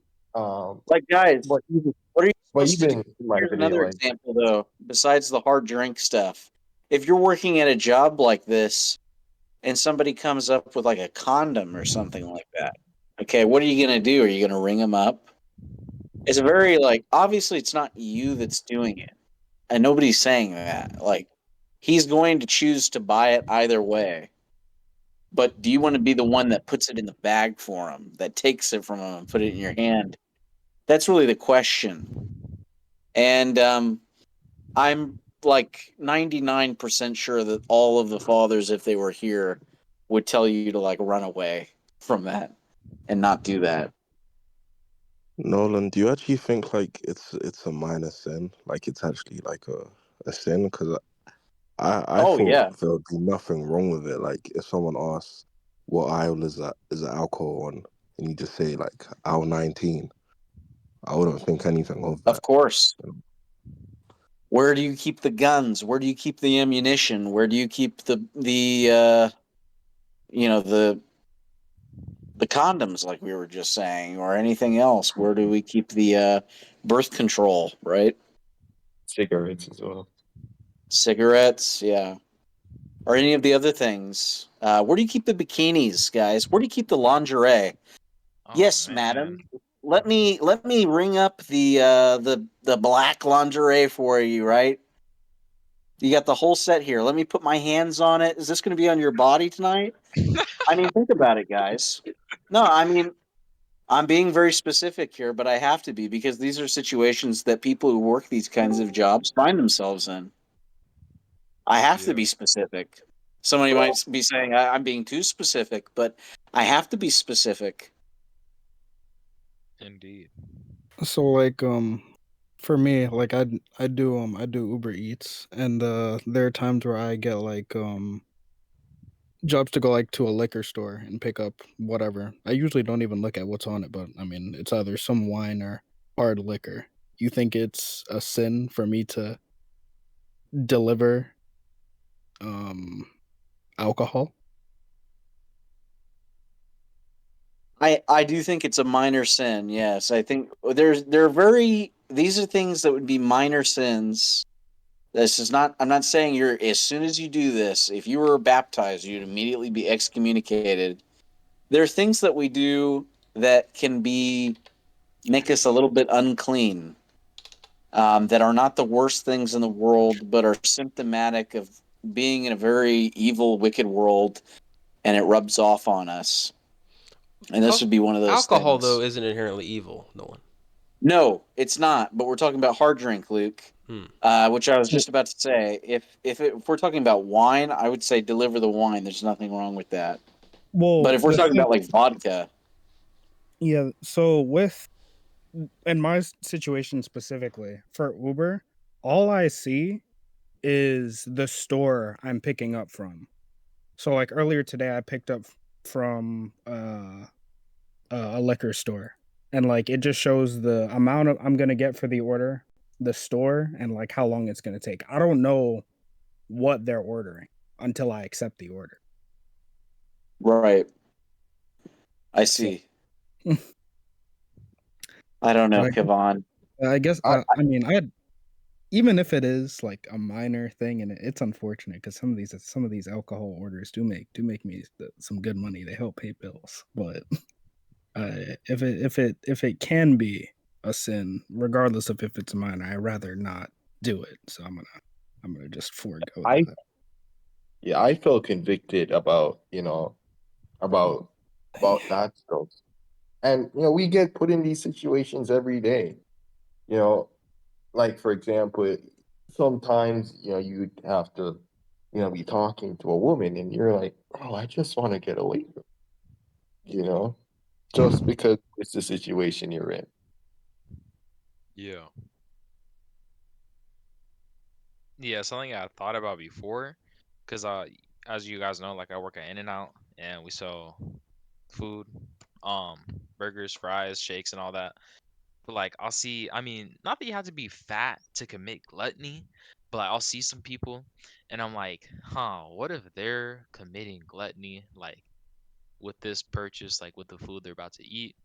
But I'm like, that's different than y'all's type of scenarios because like the food within of itself is not inherently evil or sinful, um, by itself or to eat it, and you don't know if that person is committing Yeah, gluttony or not. So like it's in like a different type of, like it's okay. yeah. You can put it in a situation like that. That's something that you can put out of your mind. That's something that's like, all right, I'm not involved in this. I don't know where this is going. It's just food ultimately. I did make them, like four large fries, but maybe they've got some family members that they're going to share it with, maybe, and it's not all going to them. Yeah. You Yeah, don't know. true. You don't know. But the difference of like that might sound like okay, well that's kind of silly, but no, it's true. It's like you don't know and you're clean. You're like safe in that way because you're like I did my part. There's nothing inherently wrong with this. It could be used for wrong, but there's not inherently anything wrong with this. Unlike vodka though, where it's like no, you can't do that, guys. Or lingerie, like we were talking about lingerie. We were talking about the condoms and everything, like these sorts of things. If you were working retail, it's like okay, this is one purpose. You know what I mean? This is one thing. I don't want to be involved in this. Yeah, I feel like they're kind of like the flip side because like the food, it could be used for gluttony, and I'd say like a lot of people are gluttons because you don't just got to be fat, but just recreational eating or habitual greed or excess in eating. Um, but then like with the other things, like I don't know, what if someone wanted to use vodka for some type of science experiment, but they're not, no one's actually going to end up consuming it, you know. But I'd say like the thing with my job and like the thing with the vodka and stuff would be like opposites because the vodka and stuff, it's most likely like someone's going to consume it, not that it's going to be used for some purpose than it was originally created for. So, everything you said like applies still. It's big bad time. I'm going to bed now, guys. Good night. All right, good night, Luke. Thank you. Good night, Lee. You're welcome. God be with you.